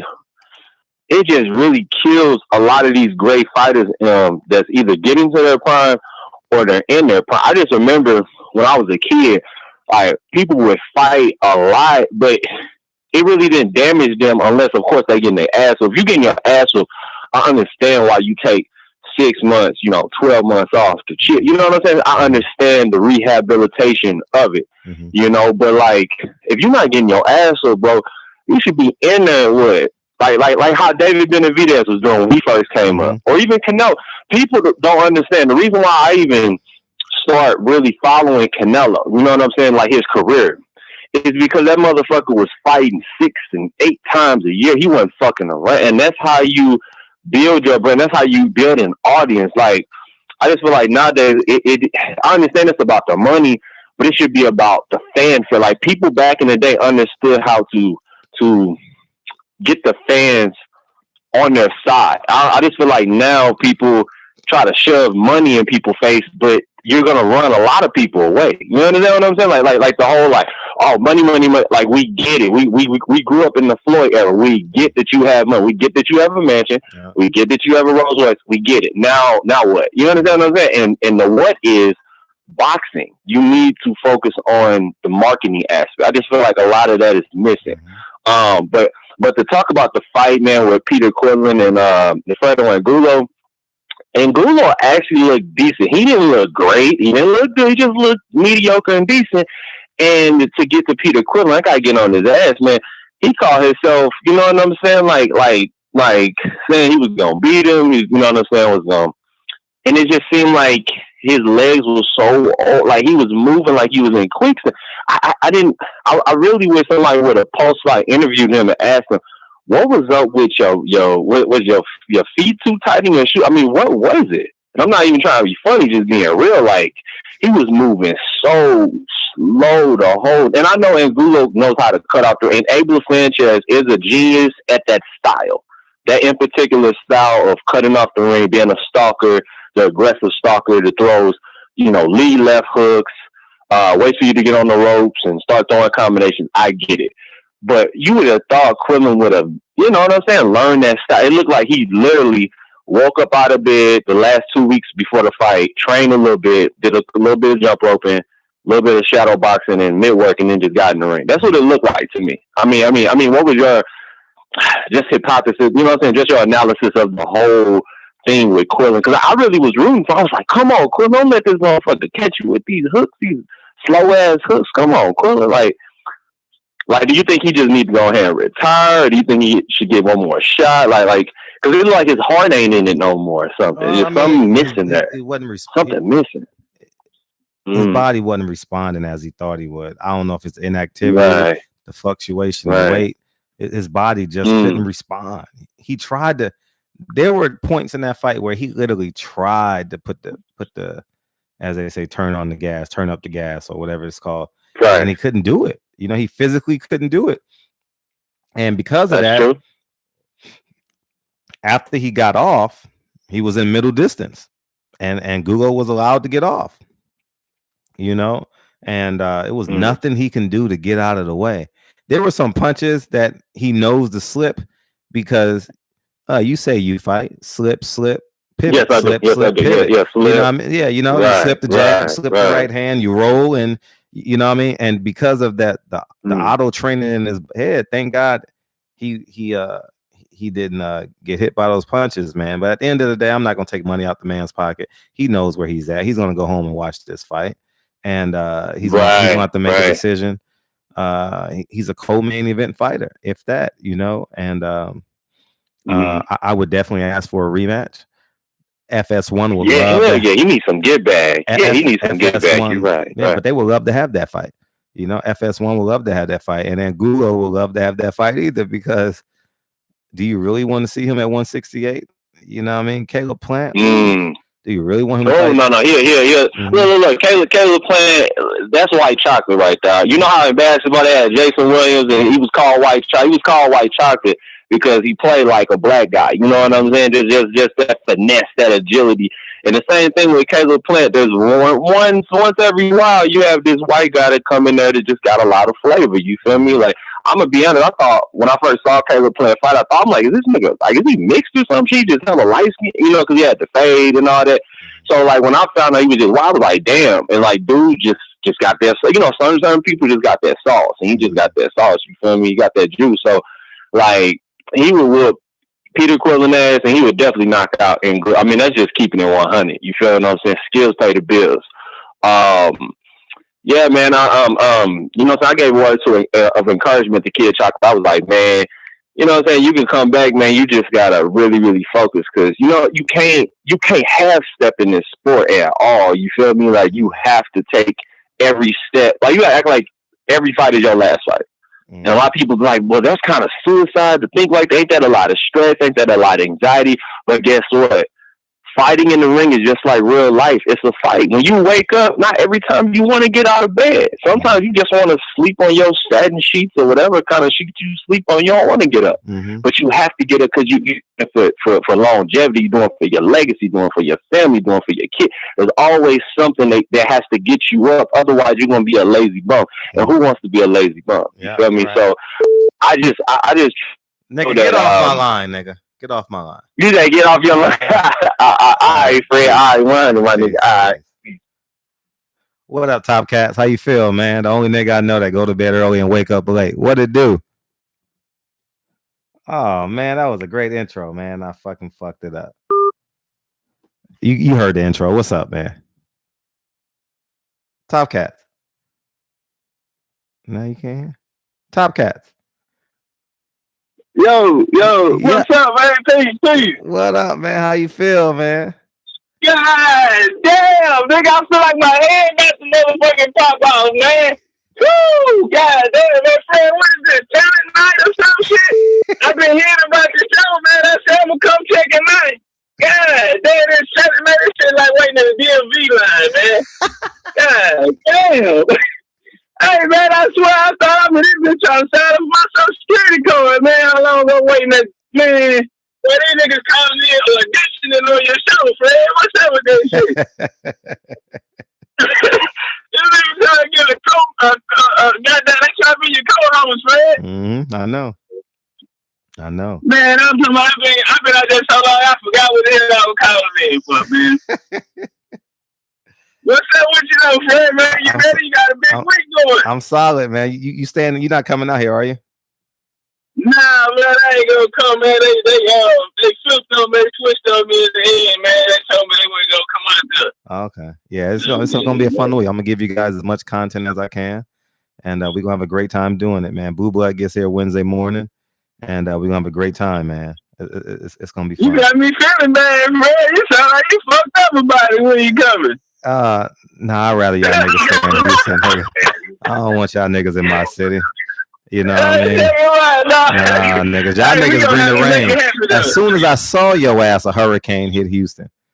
Man. I get out here, man. We trying to pick up the pieces, guys. Yeah, nigga, I picked up that turkey leg. That shit flew out of my hand and shit, man. As soon as I touched man, that. That's all Junior been talking about. He been tagging me and Stay Ready and posting shit on the turkey leg. Yeah, this nigga Junior trying to get down on that turkey leg, man. Yeah, man. Yeah, that was a fun weekend, man. That was a great weekend. I can't wait to do it again. That was classic, and it was organic. It was organic. That's the beauty. That's the point that stuck out to me the most. It was organic. We ain't forced nothing. That shit just the stars aligned, man. And you, man, everything's on the same page, man. Yeah, I never forget that shit, man. Facts. It was. Hey, you want to know some real shit though, Fred, man? Absolutely. I wouldn't even be a part of this shit. I wouldn't know nothing about the LDBC if it weren't for you. Really? You know what I'm saying? I had been watching your channel for years. See, I was fucking with Dante's Boxing Nation. Okay. I got put on to you through Dante. Yep.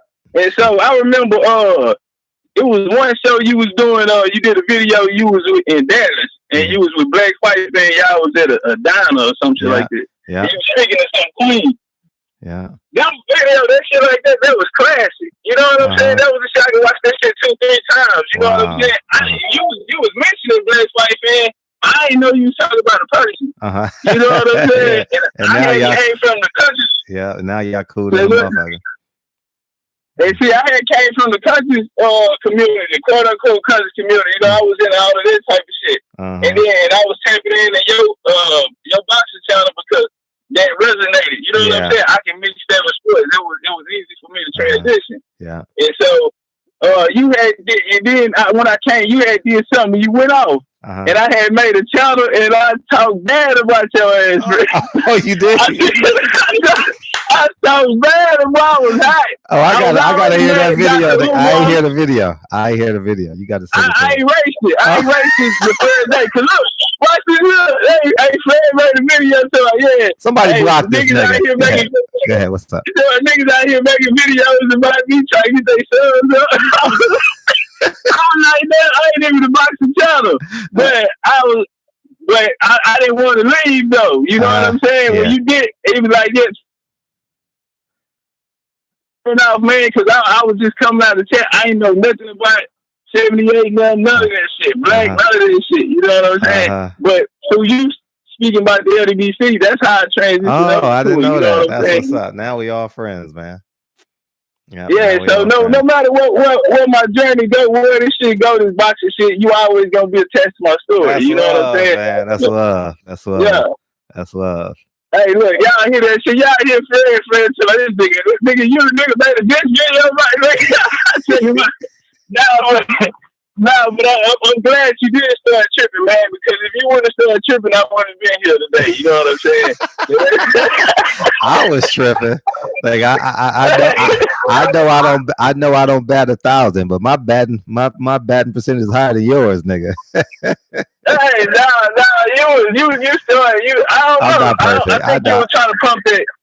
Yeah, that was that Kenny Quarter shit. Oh, yeah. I told y'all niggas. I told y'all niggas.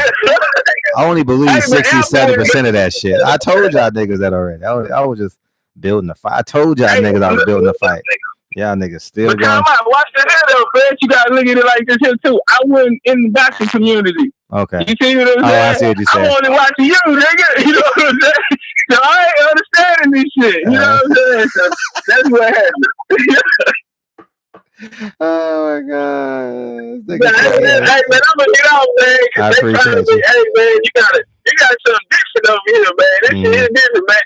I've been telling Marlo's Kona, he's been telling me about the show. I'm like, man, Marlo. I spoke to Marlo Friday. I spoke to Marlo Friday on the phone. Man, I'm gonna catch his ass one day, man. I seen you was always took me an hour to get on, man. But I said I'll pop in a couple Fred, man. Yeah, I appreciate it. Fred.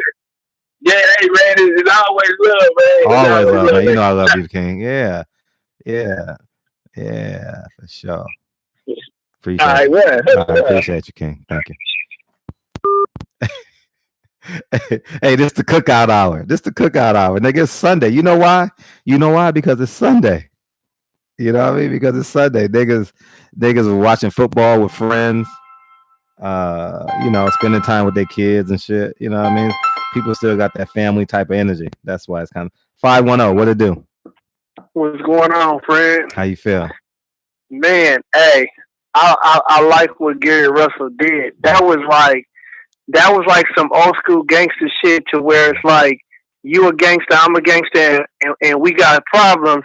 And then I do some gangster shit like I see your wife getting something to eat, and she don't know who I am, and it's like, hi man, how you doing? You got a beautiful baby, and I hold the baby and take a picture and send it to you like, yeah, nigga, I was holding your son. Keep fucking playing with me, you know, like that type of shit.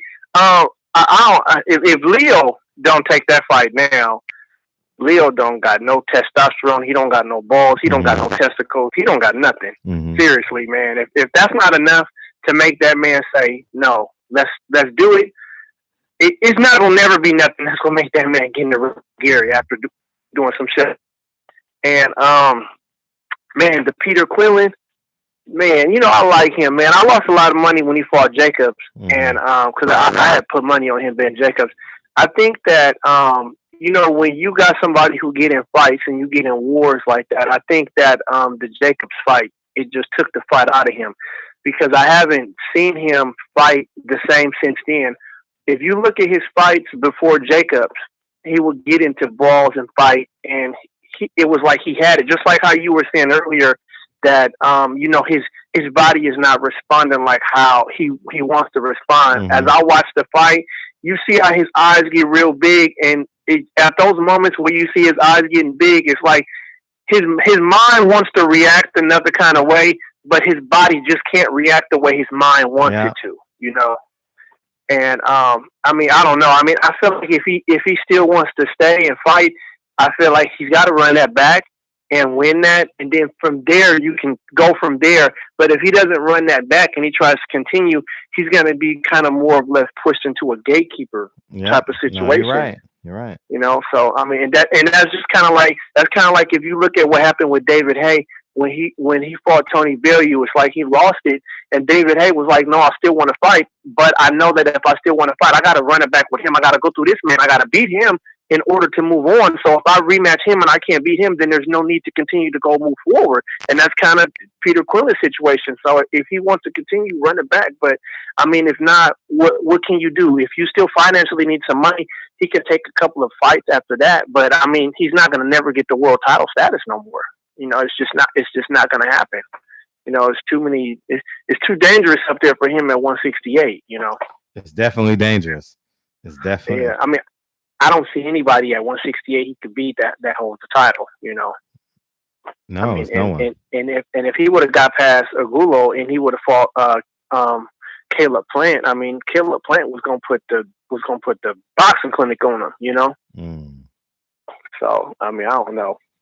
But I'm not gonna hold your line up too long. I just want to get on. You make great points. I appreciate you calling in. Thank you. All the time. Yep.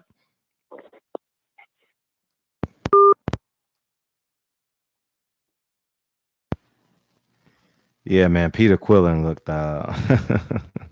He looked like he should have had a cane in one hand and a glove in the other hand. He looked like the way he was walking. It looked kind of awkward. You know what I mean? What up, Omega Red? How you feel? Marlo's Corner 25 sitting on 25 mil. Batman Boxing, we on early enough for you, huh? You still hanging in there? We're hour and 30 minutes in. Usually gone by now. You know what I mean? Yeah, man. 347. Is Brooklyn in the house? What up, 347? My Benny. Fred, how you been? How you feel, man? You in New Jersey though, right? Not right now. I'm actually by SOBs in Manhattan. Okay. What's up? I'm about to get the gas. But yeah, I do live in Jersey at the moment. Okay. I hope you and the fans doing well, man. Peace to the chat. Thank you. Now I wanted to talk about the Gary Russell situation, man. Go ahead. Another opportunity for my brother Fred to be on the pulse at my man changing the game with his interviews. That's the most interesting boxing story of the weekend. Because I can give two shits about that Quillen Angulo fight, man. That shit was whack. We'll still do this lower L. The biggest boxing event of this weekend was my man pulling up to his father and the interview you programmed immediately after the fact. So shout out to you on that. Thank you. But as far as him doing that, like I think there was a little bit of opposition to him, pulling up on an oldie cat. I don't give two shits, man. I thought it was a power move on his part. In addition to the fact that you brought up the him sitting with Eddie Hearn, like I think that's a good move for him, man. Like I mean, if they're not making it happen for you at the PBC, or if you feel that way, which I agree with that notion, do what you do. Yep. You got Abner Juarez getting these deals, or getting the opportunity to call fights. Santa Cruz, Danny Garcia, those dudes don't have much to say. When you were speaking to Gary Russell, it's not like he's speaking some guttural shit. Like, I mean, the dude's eloquent. I mean, like, he's not trying to come off as a white cat, but like he speaks like he speaks good. I mean, the dude. I mean, if you're gonna have a box to break down like the intricacies of the sport, I mean, like, what better cat to have than him? Like, there's not a lot of dudes that have more skill fighting right now than him. Like, skill for skill. I mean, he's up there pound for pound. Yeah, you make. So, and they ain't giving him those opportunities to be calling fights. So I mean, like, if this is the avenue for you to pull a Leo Santa Cruz fight, which I also think Leo Santa Cruz ain't much either, man. Like, he's already damaged goods. It's not like they're protecting this cat because he's gonna make Canelo bread down the line. I mean, Leo Santa Cruz is capped off by Tank Davis fight, maybe, or Gary Russell fight. I mean, like, there's not way to make big bread with Santa Cruz, man. Like, I mean, he's already lost, man. Like, Gary Russell, for all intents and purposes, lost against quote unquote the best boxer in the world. Supposedly, he was his scale was off by 5 pounds before he even got to that fight. And he found out the week of the fight that he was 5 pounds overweight. I mean, I'll take him on his word on that. Like, I mean, like, but he called out Lomachenko immediately after that. He still wanted that fight. Yeah. So I mean, like, I commend the brother, bro. Like, I mean, and And if he got to go to the zone or use Eddie Hearns, like to get his way, sometimes you got to utilize the devil, man. Like it is what it is. I mean, I'm here for the fighters. I'm not here to boost up any promotion, any channel. If that's their way to make bread, man, like, I mean, let it be. Yeah. Like, shout out to Gary Russell. Shout out to you, Fred, again, and shout out to your listeners. Thank you. Thanks for your time too, man. Peace. Thank you. Thank you. Have a good night. Yeah. Have a great time in Brooklyn. I mean, in Manhattan. Yeah, man. I mean, the quickest way to go anywhere is straight, man. I ask questions straight. You know what I mean? And if you pick any random interview that I've done, there's always a string attached to every question, except the first question and the last question. The first question is to make them feel at home. Come on in, man. I'm cooking dinner. You smell what we cooking? Are you cooking hog maws and pig feet and collard greens? Yeah, isn't that what you like? Yeah, that's my favorite. And after I get them to say that's my favorite kind of food, then we go in. You know what I mean? And before they leave, and as they walk into the door, I say, thanks for coming. Have a great day. And that's what my last question sounds like. You know what I mean? So that's typically what it is. 234. That's the greatest area code in America. 234. What up? 234. What up? Where's that at? 234. Oh, I'm in Ohio, Fred, but I'm from New York. Oh shit. So Ohio 234? Yeah, I think it's like Akron. Oh, Akron. Okay. What's up? But man, you got a burner? You got a burner, nigga? Nah, I'm from New York, but I live in Ohio now. Oh, okay. But now I was calling them because, well, one, the Gary Russell Tank thing, I didn't have a problem with nothing that Gary Russell did this weekend, but I think that we do have to attach like I don't like the narrative that's going, because if you look at the other fighters, like use Earl Spence for example, right? Because Earl is pretty much like potentially the next star or the current biggest star out the young black fighters.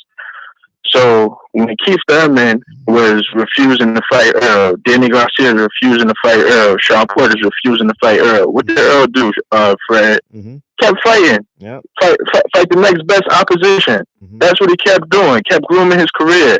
And by him staying active, by him showcasing that talent that he has, he was able to build this with the help of people like you guys with the LDBC, but he was able to build his name and eventually get a Kell Brook fight. And now, he's in a position where pretty much if you at 147, you kind of got to fight him. Gary Russell supposedly holding out because he only want to fight the best. It's once a year stuff. Boxing is a business like anything else. Gary Russell's out of sight, out of mind. So, yeah, Leo Santa Cruz is ducking you, but that's one fighter. So what? And then, you're talking about Tank. If you want to fight Tank that bad, Tank not going to no catchweight, not to fight you because you don't generate that kind of money. You wouldn't be the A side in that fight or anything like that. So you're not going to make that kind of adjustment. Go up to 135 then. Stop saying you want to fight these guys and you at 126. I understand you were champion at 126, but you've been a champion for years. Nothing's happening in that division. You're 31 years old. Make a move with your career. He's deflecting, pointing the finger. We all know these things happen. These things don't just happen in boxing. It happens in any business, in any corporation.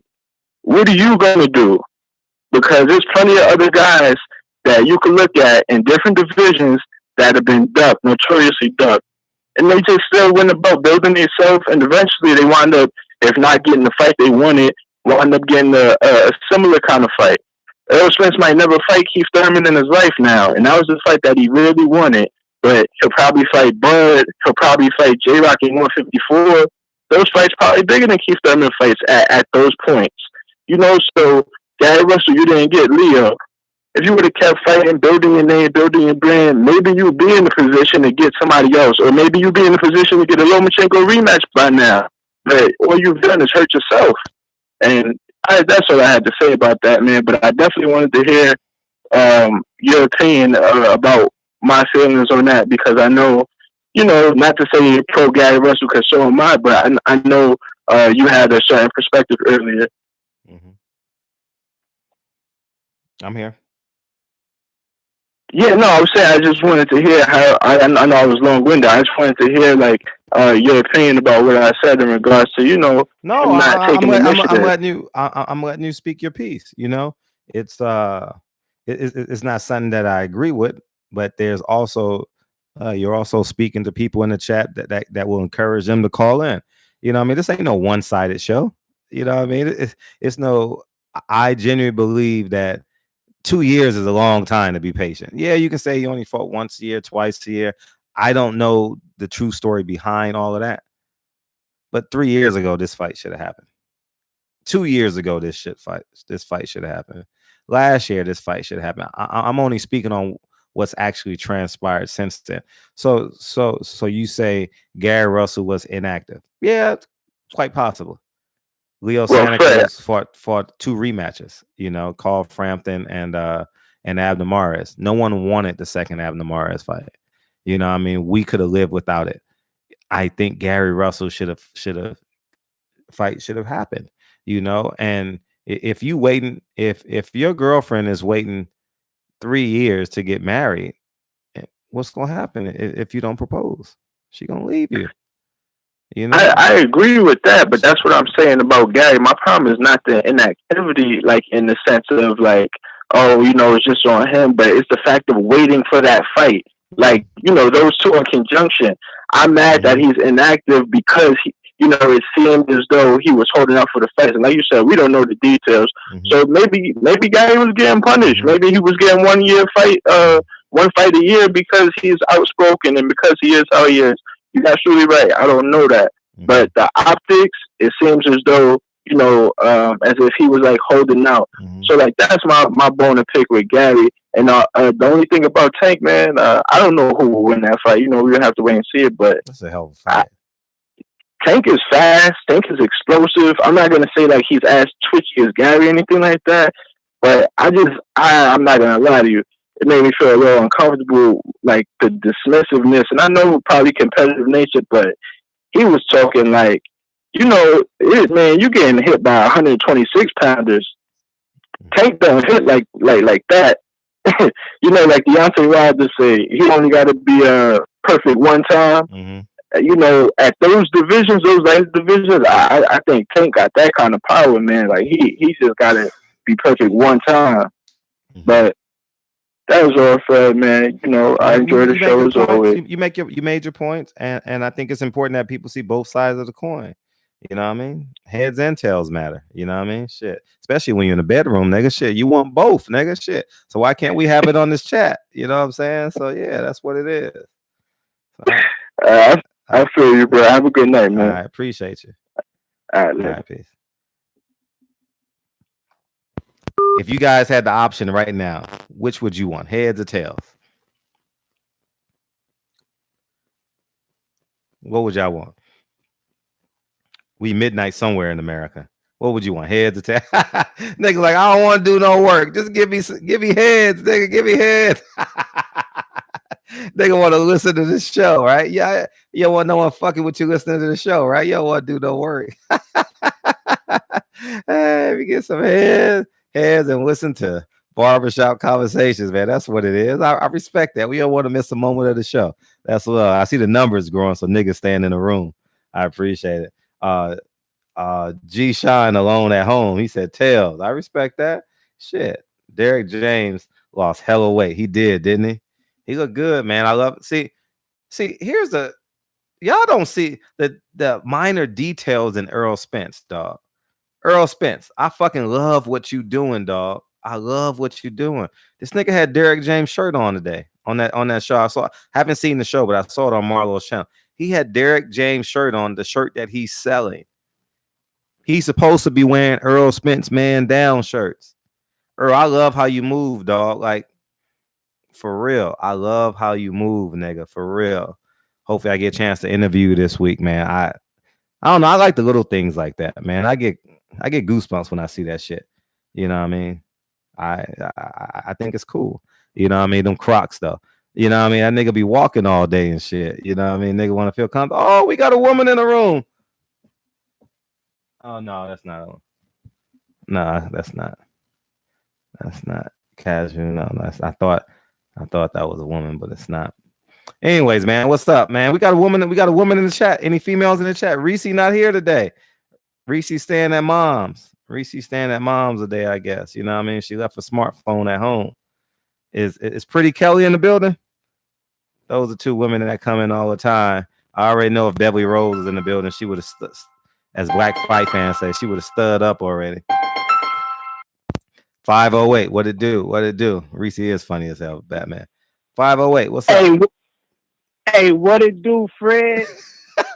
Fred got catfish. What up? What up, Dave? What up? What up? Hey, Fred, let me introduce myself. Hey, it's your boy Wookie Woo. You know what I'm saying? I know you see me in these comments all the time. All the time. I need everybody listening to wake the fuck up. Mm-hmm. You know what I'm saying? Just wake the fuck up. I wanted to call in to say, Fred, man, I salute what you're doing, man. Mm-hmm. I salute what you're doing in the community. Mm-hmm. You know what I'm saying? I ain't gonna preach to the choir, and I know plenty of brothers call in and tell you that all the time. Mm-hmm. But I ain't never got a chance to say it. So, nigga, you, I appreciate you. I appreciate you. Thank you, man. I kind of forgot what I was gonna say, so I'm gonna just freestyle this shit, man. What Gary Russell did, man. A lot of people, you know what I'm saying, they got their little viewpoints of it, but how I see it is, in this day and era, bro, this cloud chasing era, he did what that shit was normal. That shit's normal in this era, bro. Mm-hmm. He did what he needed to do to get his name out there, get you know what I'm saying, to shine some light on this situation, bro. Because if he wouldn't have did it, look at it like this, if he wouldn't have did it, what else is he gonna do? Mm-hmm. He already put the shirt on saying, hey, Al, send the contract. He already had the shirt. Yep. That was one way. All right, that ain't work. Nigga, what, you know what I'm saying? Like, I mean, he could have went about it a couple different type of ways, but how he did it, man, I think that shit was epic, bro. Yeah. I think it was epic. And then you turned around and got the nigga, you got him right back to back interview, bro. Mm-hmm. You know what I'm saying? Like you is my go-to media person, bro. Wow. It's actually an honor to be able to call in and actually talk to you ain't no honor, right now, brother. Uh-huh. You know what I'm saying? It really is an honor that you got this going on to where any and everybody can call in. I didn't expect for you to pick up this call right about now. Mm-hmm. You know what I'm saying? I thought I was just gonna call and then somebody else. You know what I'm saying? Mm-hmm. But man, I appreciate you taking the call, brother. About old Tank, I don't really mind the Gary Russell versus Tank. Marlo's corner just said Gary Russell needs to be chasing Lomachenko. Mm-hmm. But I kind of feel him. Mm-hmm. I kind of feel him on that, because once you lose, bro, you gotta go get your soul back. Nigga gotta go get his soul back, man. Mm-hmm. It's like when AB lost to Maidana. He got to go get his soul back, man. Yeah, you feel me? But I don't know, man. I don't know. It seemed like Lomachenko may have took a little something from old Gary Russell, but I don't know. I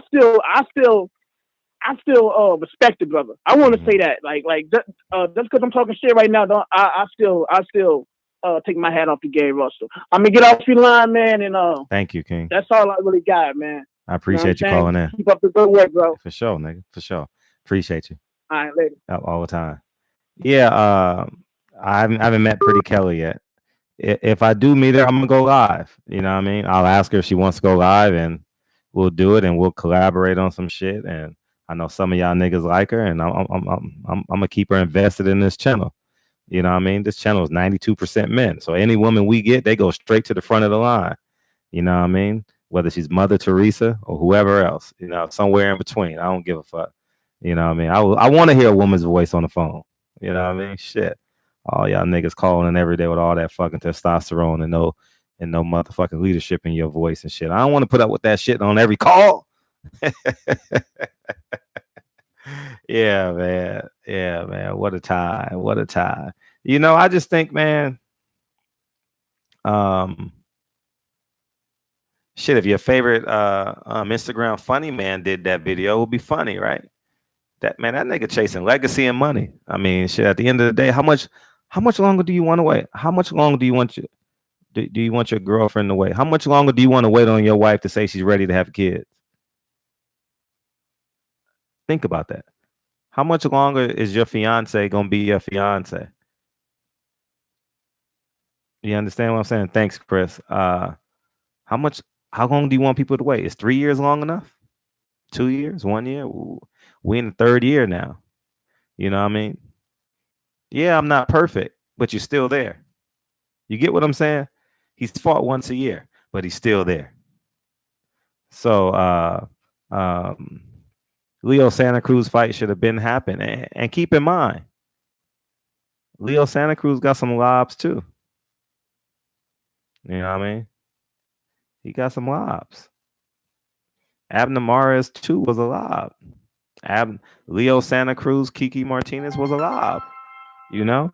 I think Gary Russell fought Kiki Martinez because it was a common opponent. I don't know it to be true. I'm just guesstimating.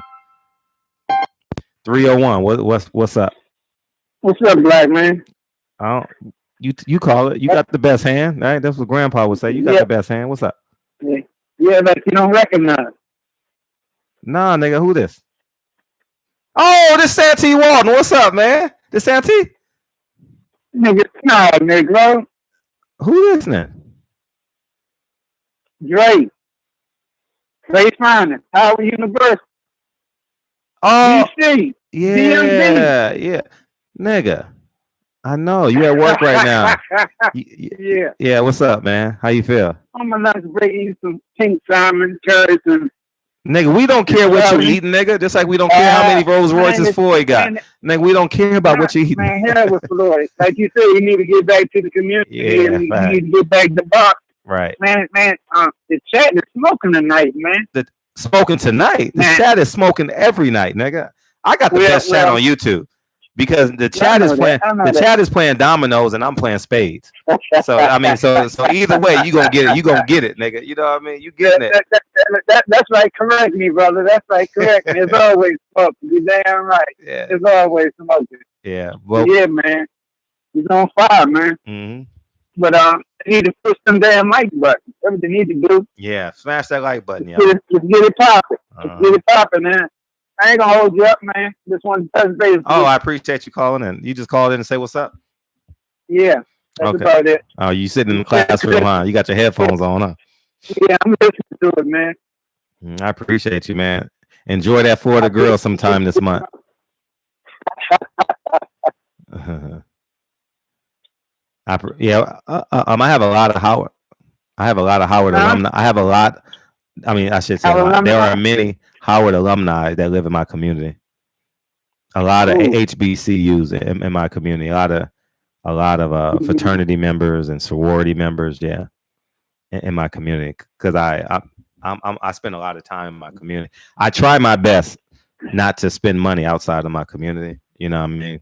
And so I see all the license plates and shit. I don't know them, but I see all the license plates. I see the shirts. You know what I mean? You could tell from a distance because, you know, HBCUs got real bright colors and shit. They got 4 colors on their sweater and shit. You know what I mean? so yeah, man. Shout out to everyone who's pledged too. You know what I mean? I thank y'all in the chat. I went to college in DC too. Yeah, Mike from Boston. I never met you before. Nigga just straight hung up on me. I appreciate you, man. Nigga in the middle of Howard. I'm not sure what his job description is, but yeah, I appreciate you. Yeah, Silly Facts. Best channel on YouTube. I take that. Ticket in the building. But so fair. Oh, you riding with Ticket DJ for life? That's cool. As long I always tell people say, man, Blue Blood channel better than yours. Or this case, Ticket TV better than yours. I'm like, for real? Okay. As long as we're recycling subscribers, you know, that's all that matters. You know what I mean? Growing. Why Tank ain't responding yet? Tank heard this shit already for sure. That shit was like 20, 30,000 views between all of them videos, and you know, I mean, and that's all of what YouTube has recognized. You know, I mean, it's definitely been more than that. Obviously, we gonna see. He gonna respond eventually. Tank gonna respond. Tank gonna respond by tomorrow. If yeah, man. So yeah, y'all love that interview, man. I thank y'all for loving it. Thank Tank, thank Bat. I thank everyone involved, man. They got that shit done. You know what I mean? And guess what? It's more to come. I'm telling every fighter, every promoter, come through me. You're going to be able to sit your ass down and tell your story full. Ain't no nigga. I'm telling y'all, them Keith Idicks of the world, them Dan Raphaels and everyone else, stop going to them niggas. Stop going to them niggas, man. Stop going to them. They ain't going to tell the whole story. Mind you, they're already rooting for Lomachenko to beat you. I'll never root for Lomachenko to beat you. I may root for another black fighter to beat you. You know what I mean? But but that comes with the territory. You know what I mean? Don't get mad because we picked someone else. You know what I mean? We still love you. You're gonna lose, and guess what? We still gonna do 20 videos that month about you. You know what I mean? That's the truth. That's the truth. How many arguments have Adrian Broner and I have? I still talk about the nigga. I still keep him relevant. I still do my best to keep him relevant. You know what I mean? I'm about to drop an Ivan Redcash video tonight or tomorrow. I got to upload. You know what I mean? I'm still keeping him relevant. You know what I mean? Fred gonna respond for Tank. Nah, Tank gonna respond for sure. I know Tank. Tank gonna respond. I'm gonna see that nigga this week. He might be mad at me, you know, because he's young. So he internalizes everything. You know, when you're young, when you're 24, you internalize everything. I ain't gonna hold that shit against him. He could be mad. I still love him. I'm still gonna promote the shit out of him. No big deal. You know what I mean? I want that nigga to win. You know, Tank gonna be on some shit. You know, I love that nigga, man. I think he just bought a house out here too. He bought a house. Yeah, I'm not gonna say where, but he just bought a house out here. So yeah, so I'll be seeing him more often just by accident anyway. You know what I mean? So Tank tried to respond before he stepped up. Oh man, Gary Russell tone was gold. I think he was talking straight. Love that real dog mentality. You know what I mean? Floyd already seen the interview too. Floyd, like, what are you talking about? You know what I mean? Queen B, what up? Hold up. Is that Queen B from Brooklyn? Is that Queen B from Brooklyn?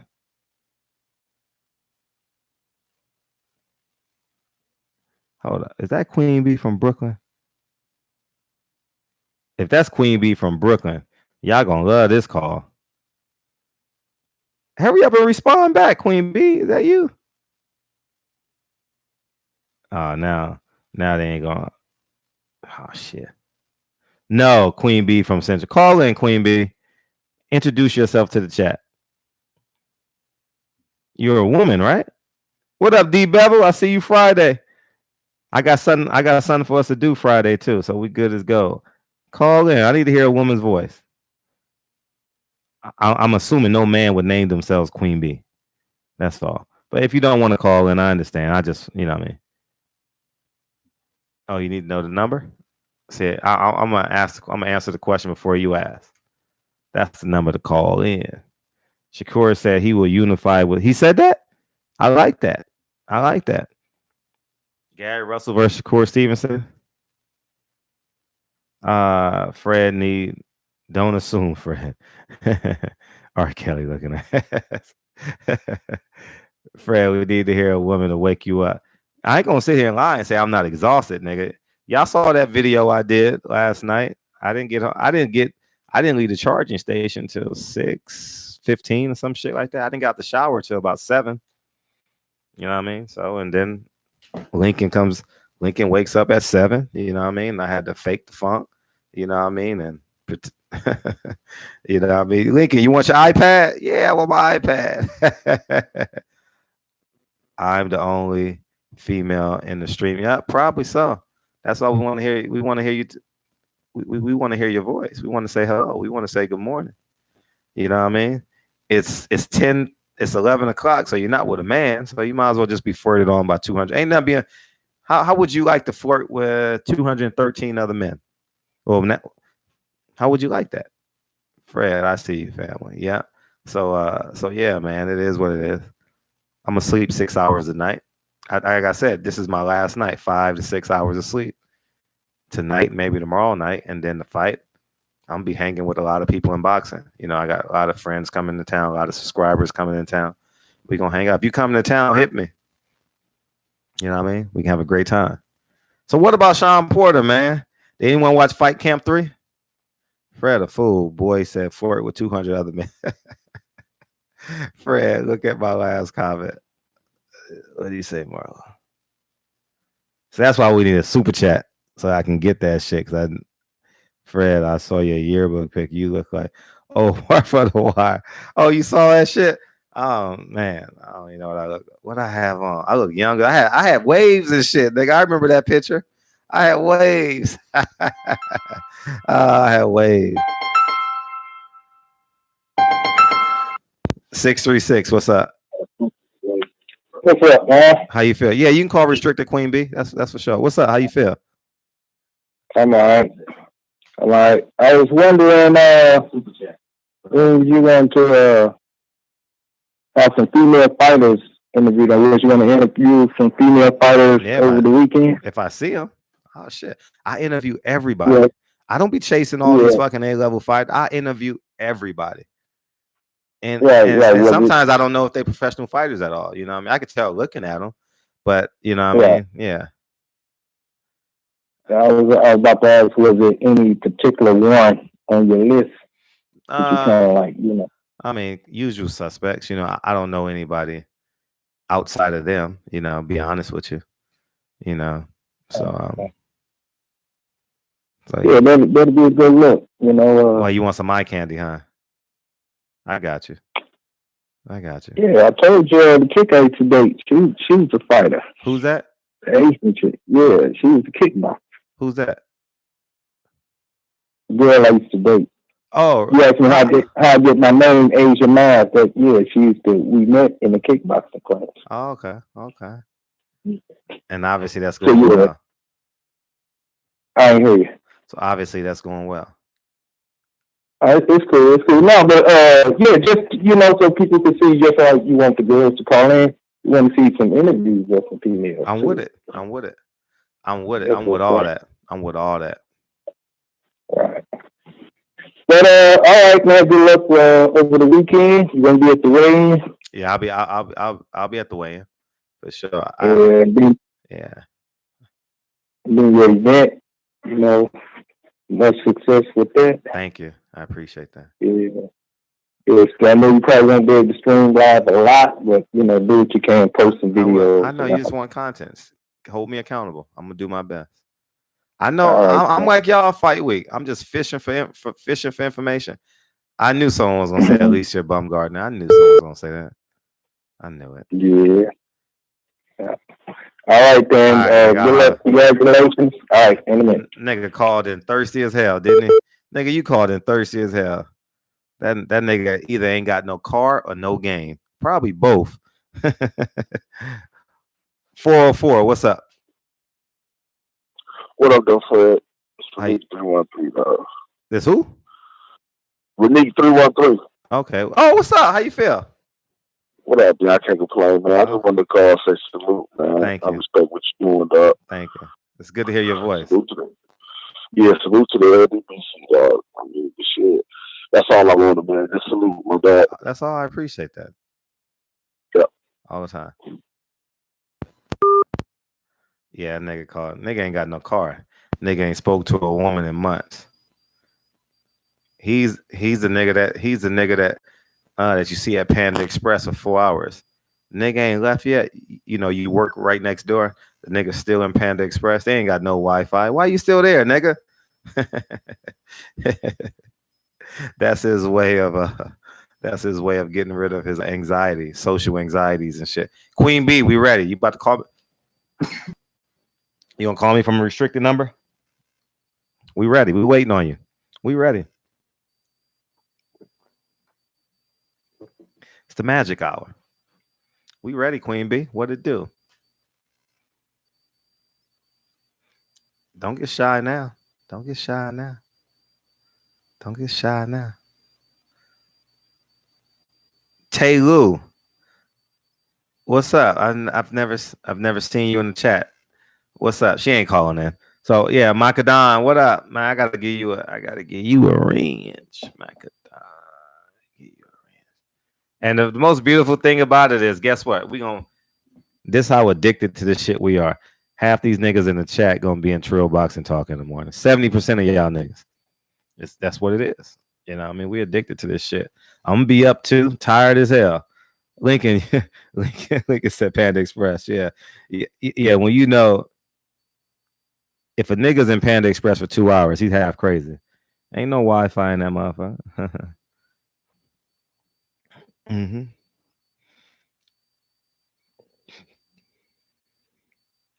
Panda. I remember I did a video. I thought that shit was future. Y'all corrected me in the chat. Oh shit! Queen B is calling in. The queen is in the building. What it do? Hi. How you doing? Good. Good. So you're a fight fan, huh?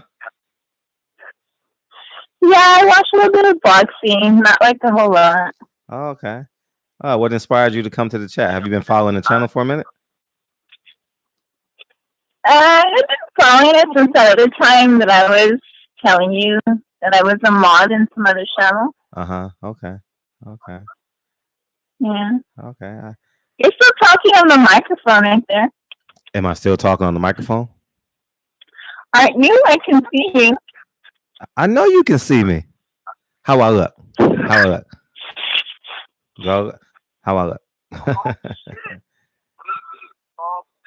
You're behind by 30 seconds. So you should mute you should mute your you still got that dial up and shit. You got dial up and shit. So you like 30 seconds to a minute behind. Who's your favorite fighter? Did you watch the Gary Russell interview? I'm not no man. Or I know they're saying in here that I'm a king bee. No, I'm not. Oh, okay. They know you're not a man. They can hear you. You in Central California? Huh? You're in Central California? Yeah, I just say like that because I don't want like what city. No, that's fine. Be put out that's there. Fine. That's fine. Why is your ex-boyfriend doing time? No, I don't know, man. Okay, you don't have no. Okay, I'm just asking because I mean, usually when women are protective like that, they either half crazy or the ex-man was half crazy. You know what I mean? So I don't know which one it is in this case. So you saying I'm crazy? No, I'm not. No, I don't know if you're crazy, but I'm just saying you drove a man crazy because you started watching boxing because of your boyfriend or your brothers or your sisters or your father. Who inspired you? No, I just like watching different types of sports. Oh, okay. I got you. Who you got? Earl Spence or Sean Porter? I follow you on your IG. Oh, did you? Yeah. I just don't comment. Just like look at your content that you get. Oh, okay. Are you coming to the event? But I don't have the same username as I have for here because I feel like this is a separate life. Like YouTube is separate. Okay. Like I don't have them linked together. In other words. Okay. I appreciate the support on both platforms. Who are you rooting for? Earl Spence or Sean Porter?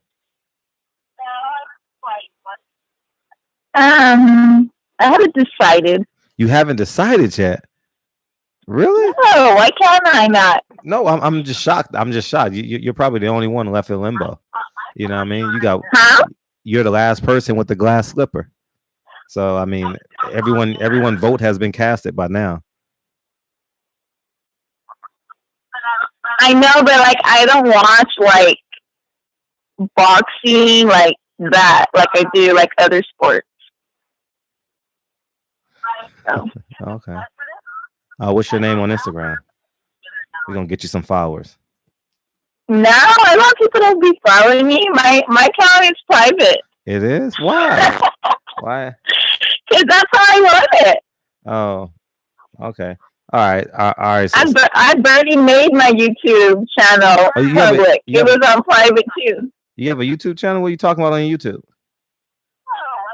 I haven't put up anything yet. I haven't decided what to put on there yet. Okay. All right.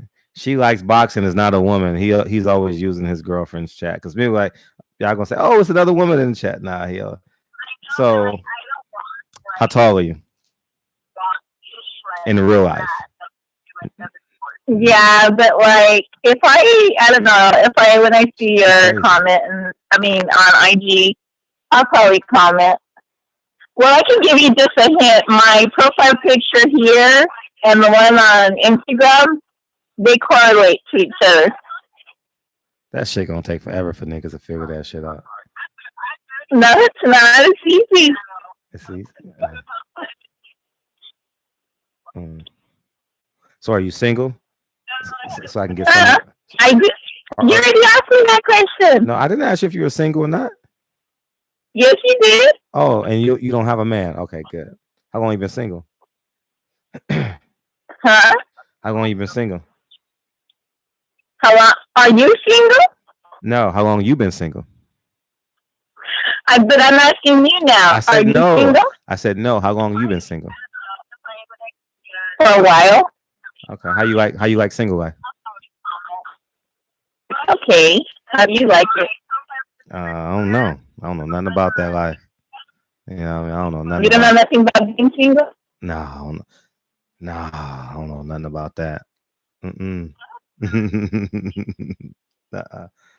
you've already had a bunch of girlfriends? Never in my life. You broken heart? No broken hearts. I appreciate you asking though. I'm trying to get you a date right now. Are you coming to the fight? I don't want you to get me a date with anybody. How old are you? How old are you? We don't not supposed to ask women their age. You always ask a woman her age because you're gonna find out her character levels or not. You're gonna find out her character levels. Nobody up in your stream can handle a Capricorn. Yeah, because niggas want to find out, do they buy you C's, candles, or Skittles? You know what I mean? That we gonna find out. How old are you? No. There's nobody in that stream that I have interest in. You don't know that. I'm just saying that niggas just want to know. Yes, I do know that because I could tell by the way they type and how they express themselves in the live stream. All right. Okay. And besides, I'm just interested in chocolate. I ain't interested in no other nationalities. Oh, that's all that's in my.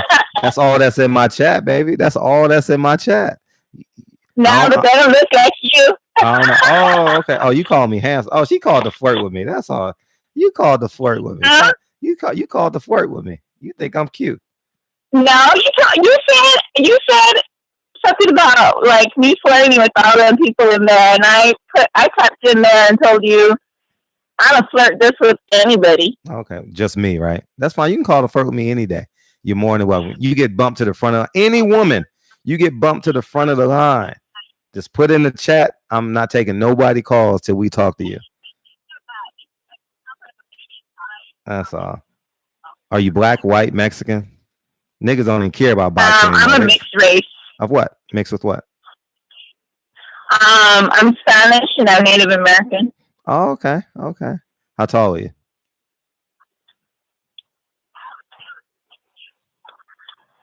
I'll hit you up on Instagram and you'll know it's me because I'll put I'm Queen Bee on there. Okay. Why are you shy? Don't be shy. I'm not shy. Yeah, I don't want all the people in the stream to know what my Instagram is. They ain't gonna know. All right, send me a message right now on Instagram. Send me a message on Instagram right now, and I'm gonna describe to the chat because they're interested. Niggas are niggas, man. We gonna be men regardless. You're interested in what? What you say? I said men gonna be men. So I'm not gonna not be a man. You know what I mean? I'm not gonna not be a man. You know what I mean? You're a mestizo. That's what you are. So where do you live at? What part? In California, or you live in California? I live in Southern California. Oh, okay. You live in Central California. Yeah. Yeah. Plus, anyways, you said that I don't know if you said it or somebody in the stream said that I was too scared to call. No, I'm not scared. I'm waiting on that message on Instagram. Send me a message on Instagram. I won't get Send me that message on Instagram. I won't give out your Instagram name, but I'll describe you to the chat. No, I don't want you to describe me what I look like. Oh, okay. All right. You're not giving us nothing. You got to keep us engaged. You got to come back at me. You got to give us engaged, man. Keep you guys engaged. Why? I don't know. I'm not interested in anybody in the I know stream. you ain't got to be, but you could, play the part. Play the part. That's all. Play the part? No, I can't be fake like that. Are you related to 6ix9ine? Tekashi 6ix9ine? Huh? Do you know Tekashi 6ix9ine? Oh, I don't like that person. Oh, okay. Why you talk about it in third person? I don't like that person.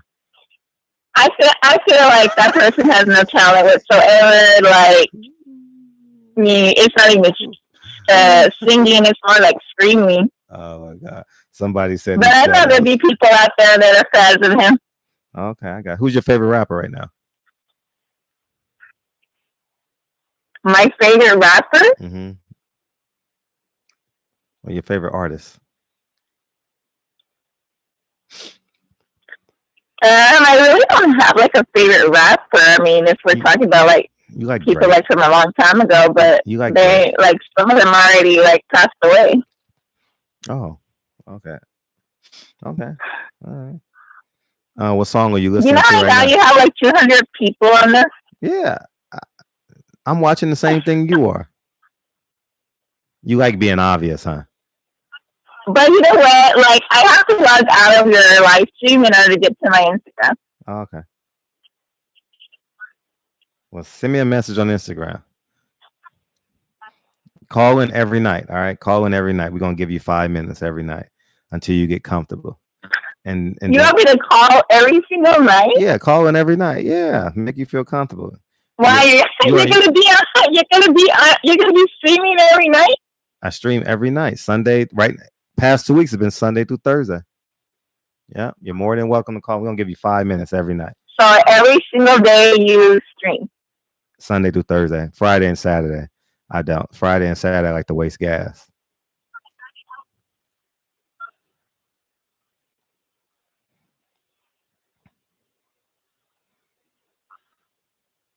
These talking stuff about me in their watch. I'm gonna get back onto those people that are talking stuff about They're supposed to. I told you. Never like it. I told you.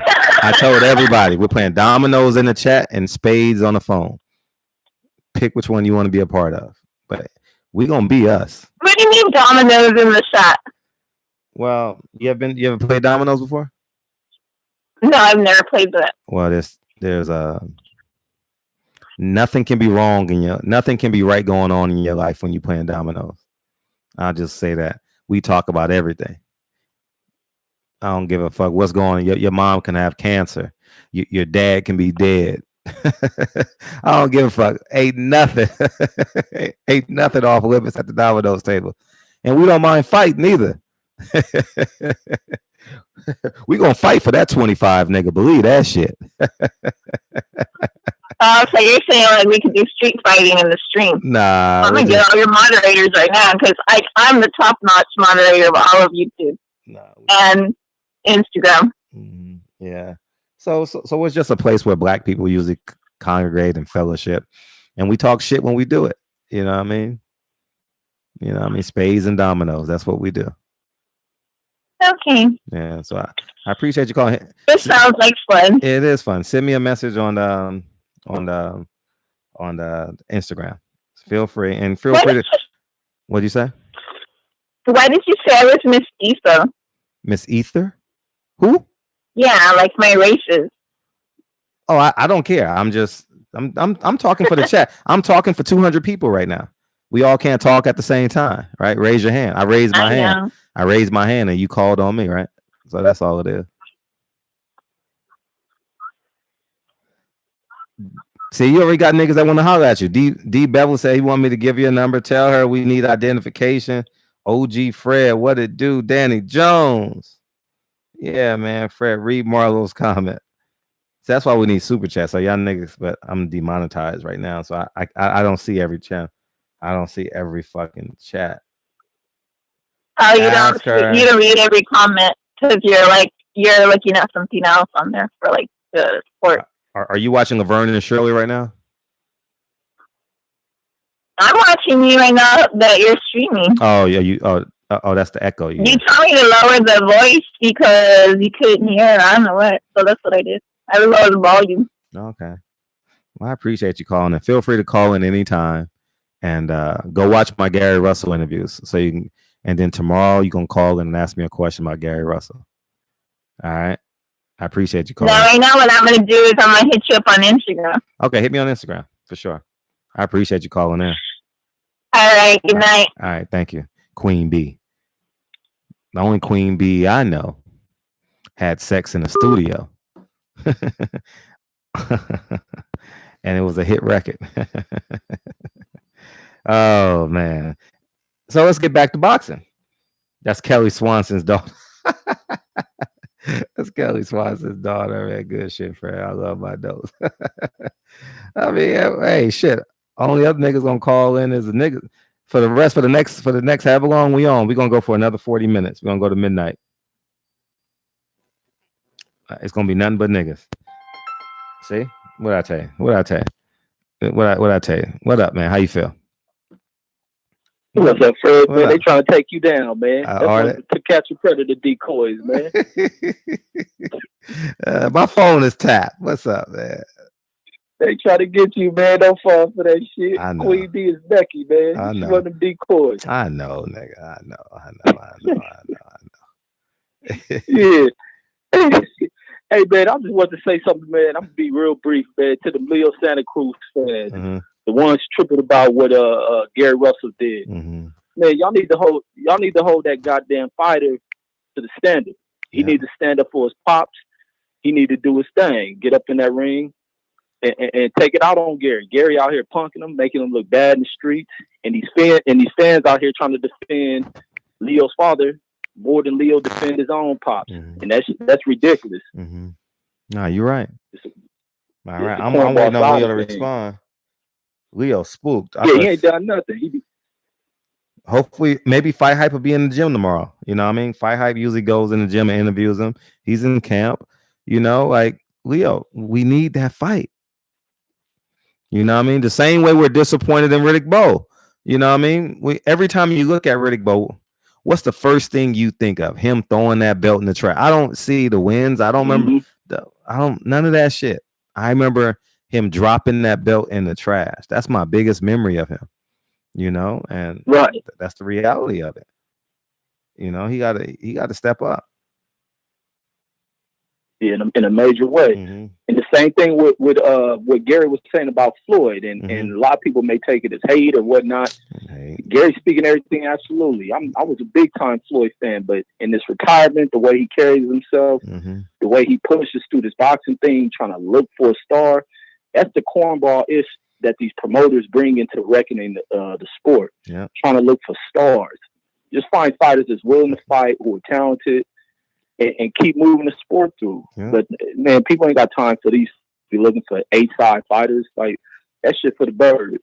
Facts. Should have died with Oscar De La Hoya. You're right. But yeah, that's all I had on this one, Fred. I appreciate I just you wanted calling. to hop on and say that real quick. I appreciate you. And Leo fans, hold that goddamn fighter to the standard. Hold him. Get in there. Yep. Facts. All right now. Appreciate you. Appreciate Rapper Forte stepping in and making a call tonight. I appreciate you. AKA Boxing Conversations with Reggie Owens. Nah, Queen B. What was she going off? What she said? What the fuck? Said I was a decoy? Stop talking about your wannabe mallard feathered ass. Oh, she about to show her true colors now. Oh, it's about to come out now. It's about to come out now. Don't highlight my name, fool. Oh, shit.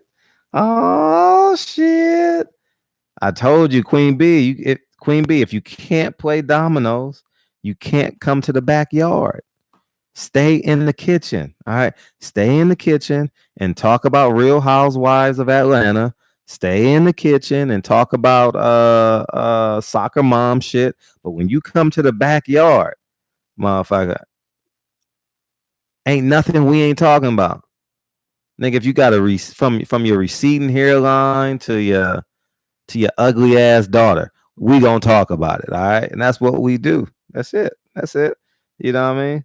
What up, Fred? What up, family? Thanks for the Gary Russell interview. Where's the super? Oh, I got demonetized like about a month ago, a couple weeks ago. I appreciate you. Go to bed, nigga. You got a job to do in the morning. What's up, nigga? Yeah, man. What you mean? Tell the PBC fighters can make the fight. Queen B is a MSNBC decoy. I know. We gonna keep her engaged though. You know what I mean? Keep her engaged. We can have some fun with it. But she ain't ready to come to the backyard though. She in her feelings now. Queen B, don't come to the backyard. Stay in the kitchen. All right. Or go in the room and play with the little cousins and shit. You know what I mean? They got Moana and Frozen playing in the back room. You can go watch that shit. You know what I mean? Pick which one you want to watch. We'll throw you an iPad or some shit. You know what I mean?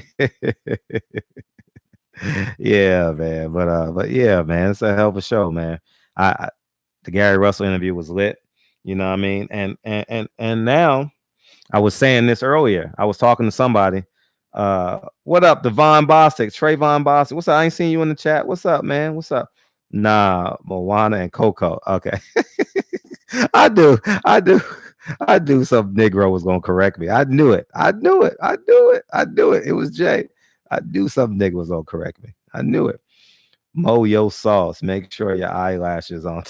Hey, now it's open up the door for people to start telling the truth. And if Floyd is attached to the truth, Floyd is attached to the truth. No one is above reproach. You know what I mean? No one's above reproach. For real. We're human. My opinion is that Gary Russell got hands, big hands. Yeah, that nigga's the truth, man. Yeah. Yeah, that nigga's truth. It's a bad man. Joseph Hill, my opinion. This chat is roast. We're playing dominoes now. I'm trying to tell y'all niggas. And it's 10 o'clock at night. We got to do shit to keep us up. Now, we got to entertain ourselves sometimes. You know what I mean? All my military men know about that shit being deployed. You know what I mean? You done a few calendars. Now you got to keep yourself entertained. So, yeah, man, it is what it is. Fred, I'm out, my guy. Good shit as always. Oh, yeah, it's getting close to your bedtime and shit. Yeah, I know it. Yeah, it's 1 a.m. over here in Omaha. What up, Jay Cooley? You got to say what's up to Terrence Crawford for me. He don't like me, though. But he don't know. I'd have made him more money. I'd have made him a lot of money over the years. I made him very popular. Let's see if she DM me yet. Nah, I don't see no. I ain't got no new DM. Queen B, I ain't got no DM. I don't know if you're real or not. The real Native Americans are black. Why Terrence Crawford don't like you? You know what I mean? Because I just tell the truth about how I feel he should be moving. You know what I mean? I don't agree with how he's moving, but he can do what he wants. But he can do what he wants. I haven't really done a lot of any videos on him. You know what I mean? I'm gonna let him do what he want to do. If something really, really pop come out, then I'll talk about it. But outside of that, I'm not gonna talk about it. Now she watching Hannah Montana. Queen B, you watching Hannah Montana right now. I already know what you're doing. You watching Hannah Montana. You got Drake on replay and you watching Hannah Montana. Don't doubt it one bit. Y'all know what it is, man. We don't. Right, sweet son. Nah, those are like no, those aren't degrees, man. Those are like it's decor for the show. Yeah, man. General salute to all my arms. Yeah, all and my truck drivers out. Where NO at? NO, call in right now. I heard you on the box invoices today. Call in. I heard the box invoice for one call today, and it was your call. Yeah, one call. The only part of this show I heard today was your voice. Call in, NO. Why nobody calling in? What? Oh, y'all don't know the number. Oh, Cash G just hit him with it one time. Cash G, one time. That Lauryn Hill shit. Yeah, man, that shit was. Damn, that was a hell of an album. The Fugees. You and Zamunda? Oh, where's Zamunda? Oh man, I don't know. He got to call in. He calls in once a week. No was pressing Nesta, right? Yeah. Nesta, I think Nesta enjoys playing devil's advocate. Though. I don't know if he believes everything he says or he's playing a role. Either I don't know. I'm gonna ask him one day. I don't know. He may be playing a role. You know what I mean? I don't know. I'm gonna ask him. Because I thought NO was making great points. You know, just on some common sense shit. We don't know the truth. We don't know the truth of everything. Batman couldn't leave, huh? Queen B got you in your feelings, huh? Queen B. Queen B. Queen B got you. Salute. You're a troll. I'm timed out back in. Oh, well, we ain't gonna time her out. We ain't gonna time her out. She'll keep us entertained for the next couple minutes. What up, Jordan Gonzalez? I ain't seen you in the chat before. What's up? What it do, man? Ness was hating on that Gary. Oh, he was? He was hating on the interview? Yes. Or he was hating on the points that Gary Russell was making. Yeah, he probably was. But yeah, he probably was based off the conversation. Yeah, that's cool. But I thought Gary made some great points, man. I don't know the backstory as to why he only fought once a year. I mean, it may be part him, it may be part he was waiting on the fight, it may be part people pulled out, you know, but at the end of the day, that fight should have been made. Abner Mares should have fought Gary Russell by now. Leo Santa Cruz should have fought him by now. Abner Mares should have fought Rigondeaux. Leo Santa Cruz should have fought. Don't you know they haven't fought neither Rigondeaux or Gary Russell? What does that say? Just like if Floyd hadn't fought Pacquiao, right? Floyd wouldn't be able to live that shit down. You didn't fight Pacquiao, though. You didn't fight Pacquiao. What about Pacquiao, though? What about Pacquiao, though? What about Pacquiao, though? You know what I mean? So, and he fought him, and he beat him. He beat him soundly, 8 rounds to 4, as I predicted. So that's what it is, man. Oh, you did? What did it look like? She ain't talking about shit. She a little girl. Man, Queen B's 16 years old, y'all. Don't fall for that shit. She's 16. She 9. Bravian 55, 2 rings. Who has saying I'm a real one? So what about does anybody in the chat got Sean Porter winning? I know definitely. I know definitely. She calling back in. Why are you calling back in? Because I'm gonna watch all the stream and then I'm gonna DM you. Okay, you have to. I appreciate you calling me back, though. Do you know someone by the name of Kelly Swanson? For real? No. Okay. I don't know any of those people in your stream, and I don't know who they're talking about. What other chats you gonna watch? But that one person that kind of has like a Middle Eastern name, that's a troll that I timed out back in the day. Who gave you a wrench? I have a lot of riches. In the LDBC?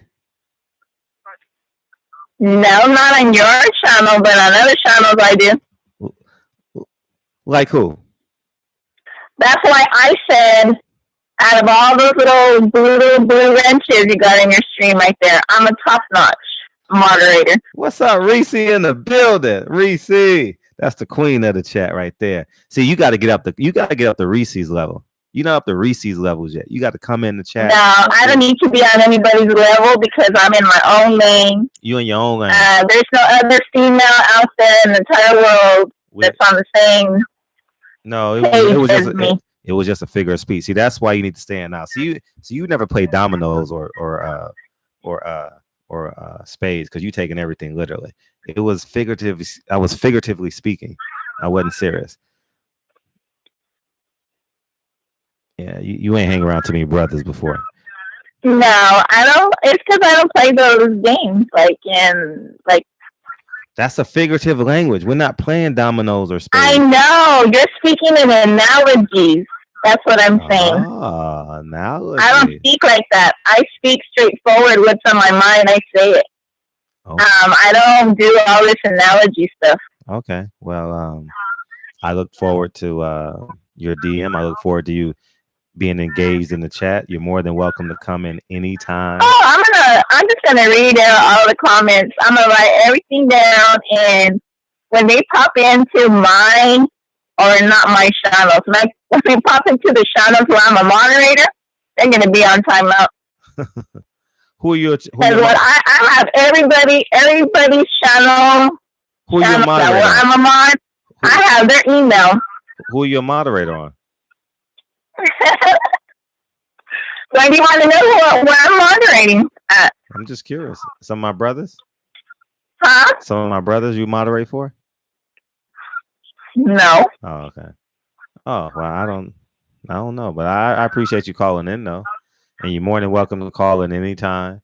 And stay in the house for now though. Okay. You're not welcome to the backyard yet. You're not ready yet. All right. I'm not even stay in the house. Yeah, I'm not even sure if you can leave the room with Moana and Coco playing yet. I don't know yet. All right, you still got to stay in the house. You still got to. I don't watch cartoons. See at all. See, exactly. You're not ready for this show yet. See.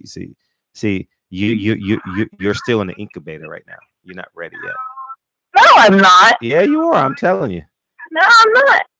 I'm telling you, you're not ready yet. You're not ready. I can just listen to you and your analogies and what people are talking about up in here, because they're speaking in analogies too. Yeah, we having fun.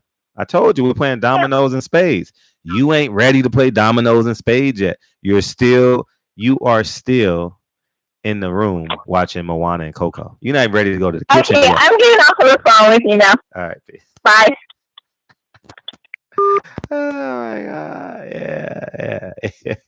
Yeah, man. Yeah, man. So she, you know what I mean? Yeah, she's an infant. What up, Reese? I was talking about you earlier. Oh man. We were talking about you earlier. It was like, where's Reese at?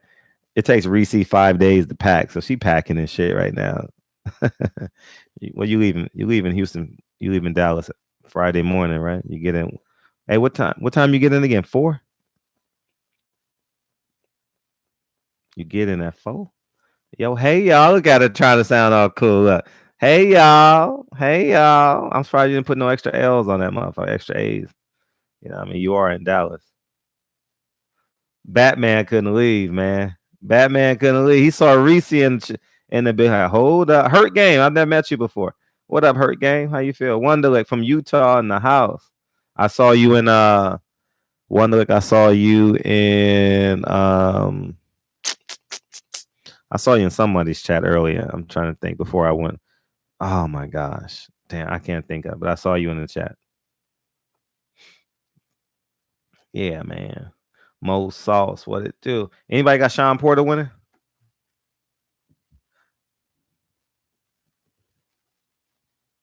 Nah, no one. Sean should have had a pop-up shop to sell his merchandise.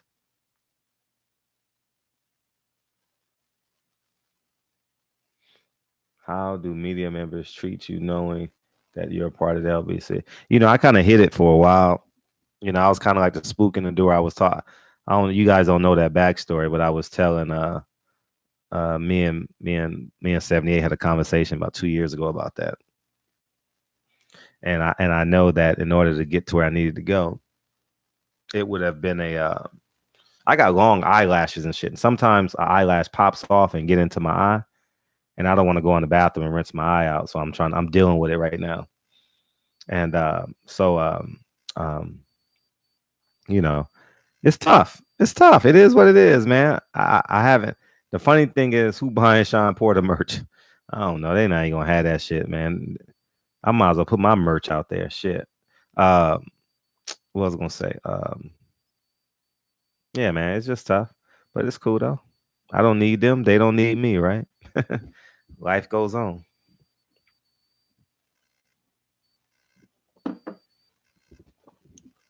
Yeah. Yeah, they ain't gonna Fred, you got the I got Benavidez winning that fight. I definitely have Benavidez winning that fight. Oh man. Sean selling replica. Y'all niggas stupid, dog. Y'all niggas dumb. Fuck a credential, Taylor. Fuck a credential. You see the interview I got today, and I got some interviews too. I haven't uploaded yet.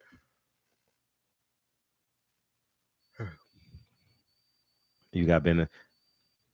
So that's it. That's all we got tonight. Kind of stalled out a little bit. I called twice. Yes, I did. Bothers you. That's your problem. You all literal in the chat. Queen B, you're not ready to hang out in the chat yet. How much was Eddie Hearn paying media members? I don't know. He was paying for their flights and hotel accommodation. I don't know if they got a per diem or not. Queen B got you in your fees. She ain't ready yet. Queen B got a onesie on watching this show. Huh, Queen B? You got your onesie on? She in the back room. You know what I mean? For real. It's a whole lot of gang shit in this chat. Oh, we got niggas in gangs and shit? Oh, man. Take that shit away. We ain't in no gangs. LDBC, if that's a gang. You know what I mean?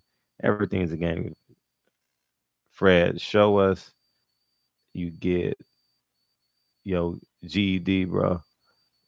I don't have a GED. Nah, show us your GED. But if I needed one, I damn sure would have got one for sure. She likes boxing. Yeah, Earl said he's the showstopper. He said he gonna beat him up. He gonna knock him out. All right, nigga. Y'all niggas have a wonderful night. I got on a little bit earlier tomorrow. I think we're back at 10. I put the kids to bed at 8:30. Maybe I'll come on a little early. It depends on how I feel. So but yeah, man, I appreciate y'all. Queen B ain't about it. Let's see if she DM me yet. Nah, she ain't DM me yet. She ain't about nothing.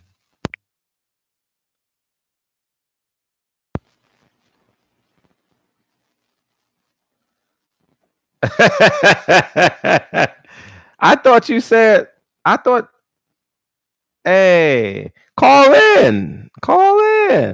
She likes boxing. Call in. She's like, I am a woman. Why don't you call in?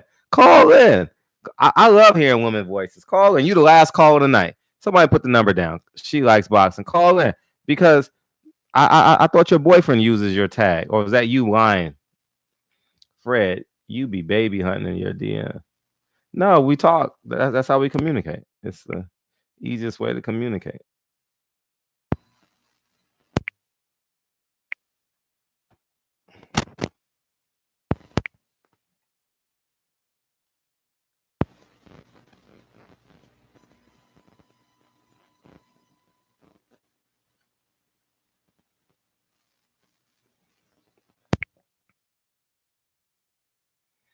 Yeah, I found out what Queen Bee looks like. We got her already. We got her. See, we got niggas be working. Call in. She likes boxing. Call in. You're the last call of the night. I would love to. I told you, women come to the front of the line, baby. Y'all come to the front of the line. We gentlemen in this motherfucker. We gentlemen. Always tell my son. Nah. Well, I would start telling my son when he get a little bit older. You always let the woman go first because her ass is the last chance to make so you can make your first impression.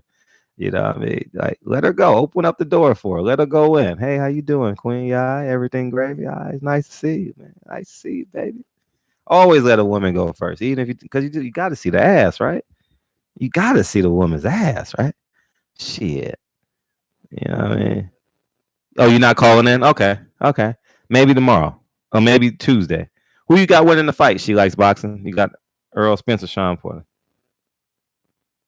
Yeah, the stream is hilarious, isn't it? Yeah, y'all niggas in the chat make the show. I ain't gonna even front.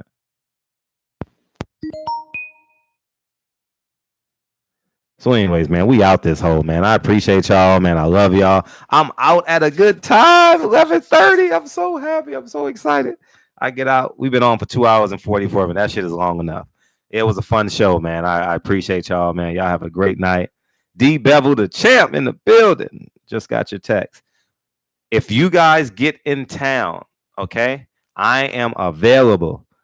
And if it's a bunch of us, I'm not meeting y'all niggas one by one. I'm not driving all across this city. Say, hey, Fred, I'm here. Nah, nigga. We're gonna set something up and we can meet. We can hang out Friday. I definitely want all y'all niggas there Saturday.